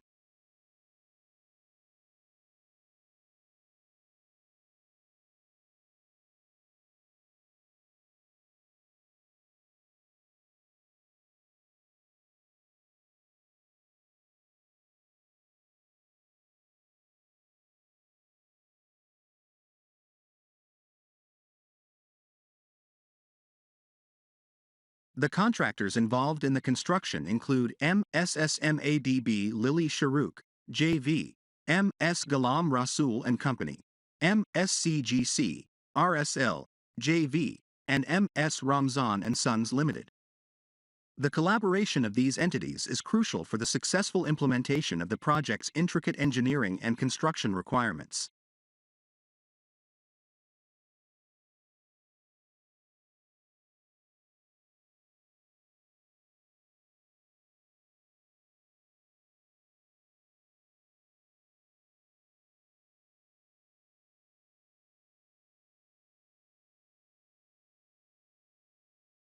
Challenges faced and current status. The journey of the Kachhi Canal project has not been without its challenges. Unexpected damages due to hill torrent floods in 2022 posed a significant setback, requiring timely interventions to address the breaches and damages. Despite these challenges, the physical progress of Phase 1 is reported as substantially completed, showcasing the resilience and adaptability of the project team. As of the latest update, the project is under the supervision of ENGER.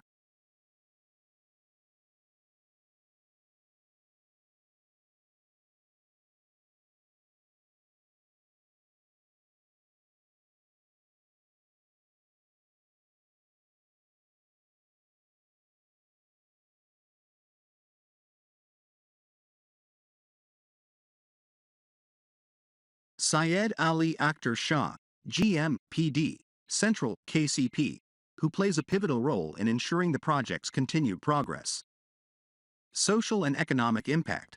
Beyond its infrastructural significance, the Kachhi Canal project holds the promise of positive social and economic impacts. Referred to as the Green Revolution project of Baluchistan, it is expected to create hundreds of thousands of jobs, particularly in areas like Dera Bugti, Nasirabad, Bolan, and Hal Magzi. The infusion of employment opportunities not only supports economic growth but also contributes to the improvement of the socio-cultural and socio-economic conditions in the region.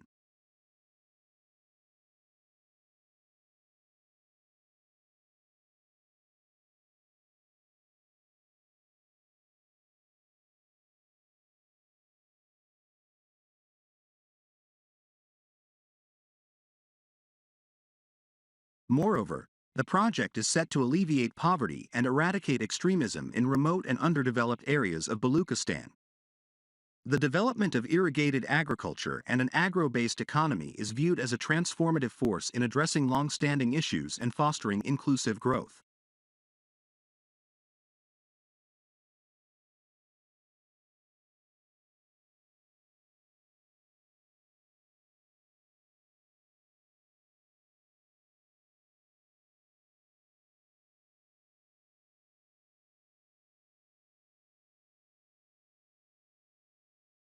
Future prospects and benefits. Looking ahead, the Kachhi Canal project holds immense potential for future agricultural development and economic prosperity. The completion of Phase 1 has already brought about visible changes, with green fields emerging in the Dera Bugti area. The Green Revolution, promised by the project, is not merely a slogan but a tangible transformation, with the potential to increase cropping intensity and contribute significantly to the national economy.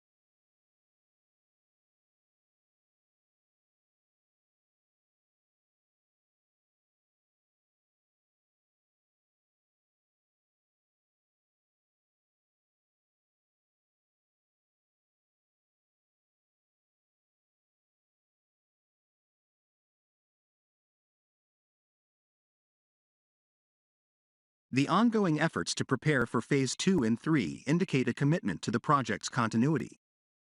The consultants are expected to submit detailed engineering designs, tender documents, and PCI for these phases by September 2022. The construction of Phase 2 and 3 will commence after the approval of the PCI, marking the next steps in the project's journey.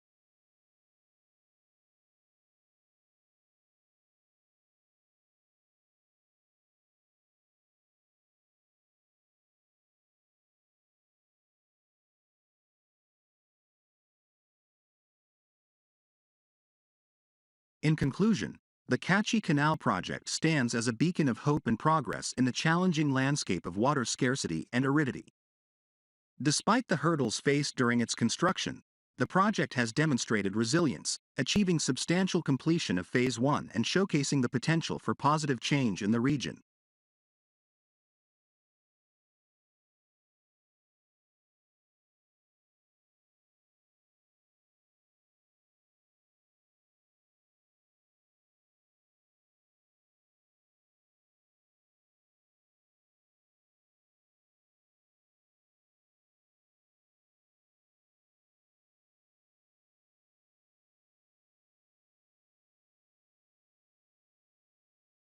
As the project progresses through subsequent phases, its impact is poised to reach new heights.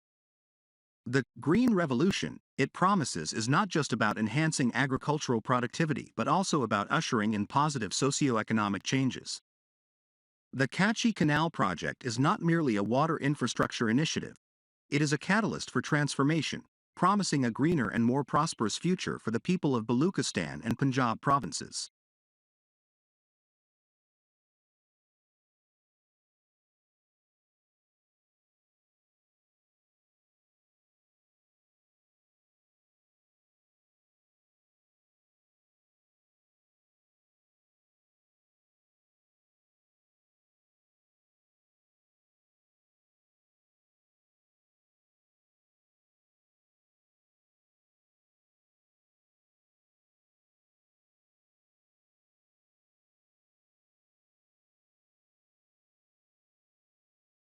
Khanki Headworks was constructed in the year 1892 and is one of the oldest weirs in the subcontinent. The weir has deteriorated and outlived its life. A new barrage is, therefore, being constructed at a distance of 900 ft from the existing weir on the downstream side. Existing head regulator.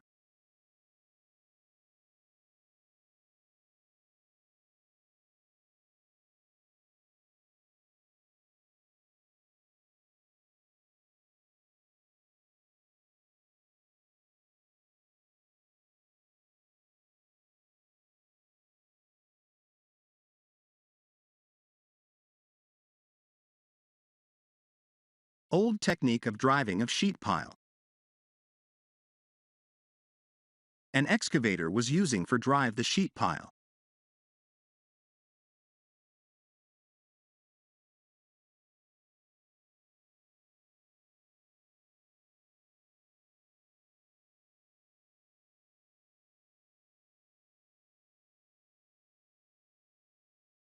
Sheet piles are installed in sequence to design depth along the planned excavation perimeter or seawall alignment.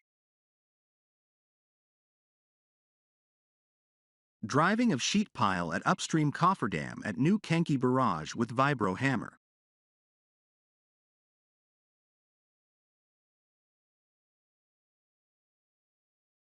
Vibro hammers.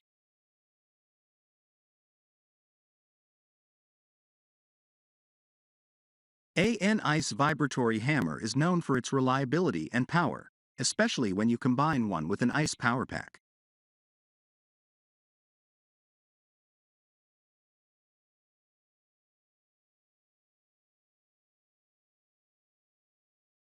(7,135 tom sheet pile has been driven at new Khanki Barrage.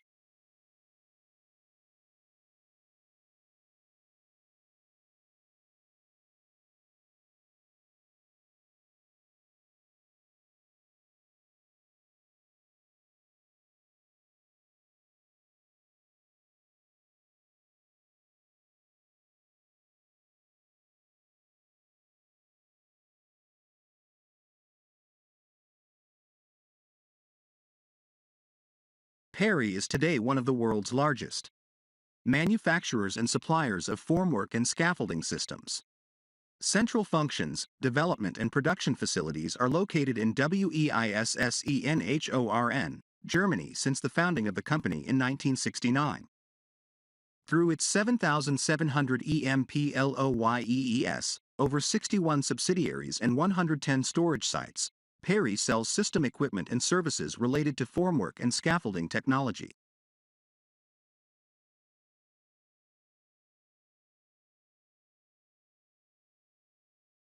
The Rotex Super Swinger is the original truck-mounted conveyor system.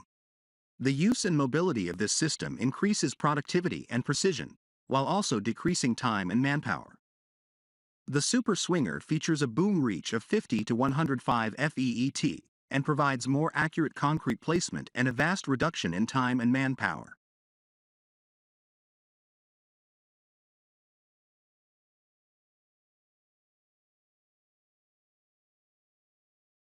The Super Swinger is ideal for any job and may be utilized in numerous ways and combinations, from pouring residential foundations to dams, and can transport anything from sand to concrete.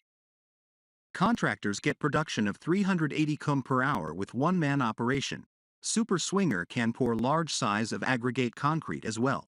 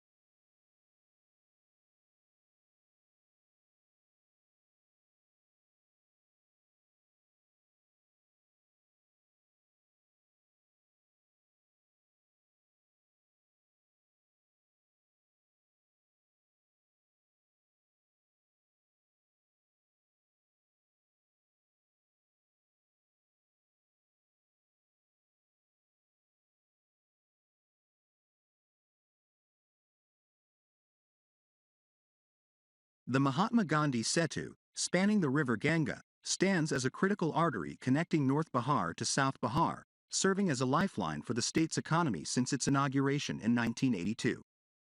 However, as Bihar's economic growth surged in recent years, the bridge faced challenges coping with the increasing vehicular traffic. Recognizing the need for a significant overhaul, the Bihar government embarked on an ambitious project to replace the bridge's superstructure entirely, a feat never before attempted by the Ministry of Road Transport and Highway or any state government.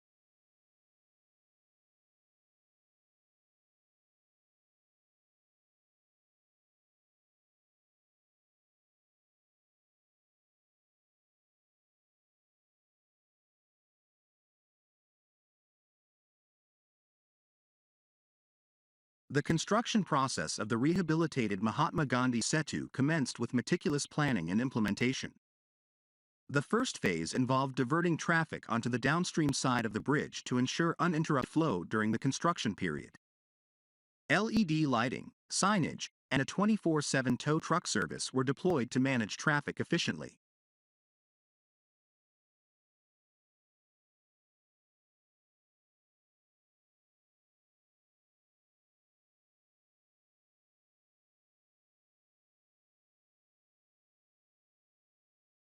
To mitigate the load on the existing bridge, a pontoon bridge was constructed nearby for light vehicular traffic. With these arrangements in place, the dismantling of the upstream side of the bridge began. The Mahatma Gandhi Setu comprises 46 spans, with 20 spans over dry land, 10 over water, and the rest over seasonal flow regions. Given the environmental sensitivity of the area, special care was taken to prevent debris from falling into the Ganga.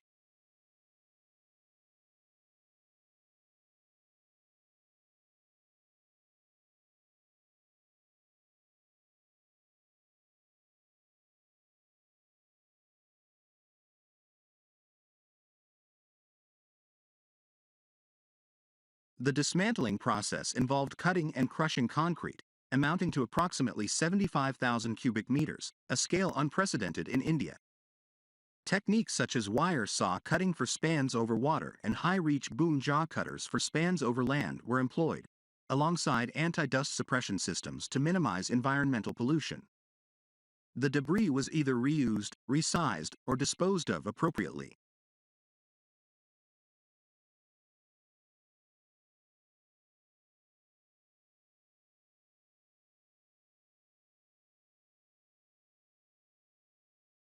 During the monsoon season when the river swelled, engineers had to adapt swiftly, modifying their operations to ensure safety and efficiency. Modified pier caps were built to support the new superstructure, followed by the erection of steel truss structures weighing 720 tons each. These trusses, made of high-performance steel, are designed to extend the lifespan of the Mahatma Gandhi Setu to 100 years.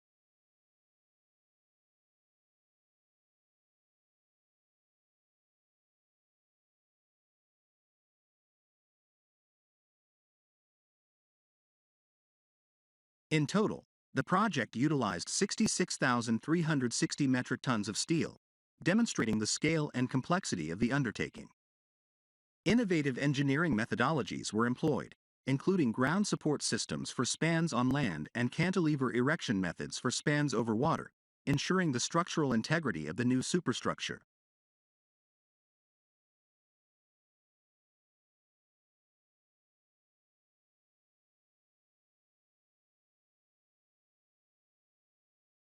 The rehabilitation of the Mahatma Gandhi Setu symbolizes Bihar's ambitions and commitment to infrastructure development. Upon completion, the bridge will continue to serve as a vital link for generations to come, facilitating economic growth and connectivity across the state. Through meticulous planning, cutting-edge engineering, and agile project management, the Mahatma Gandhi Setu stands as a testament to India's infrastructure prowess.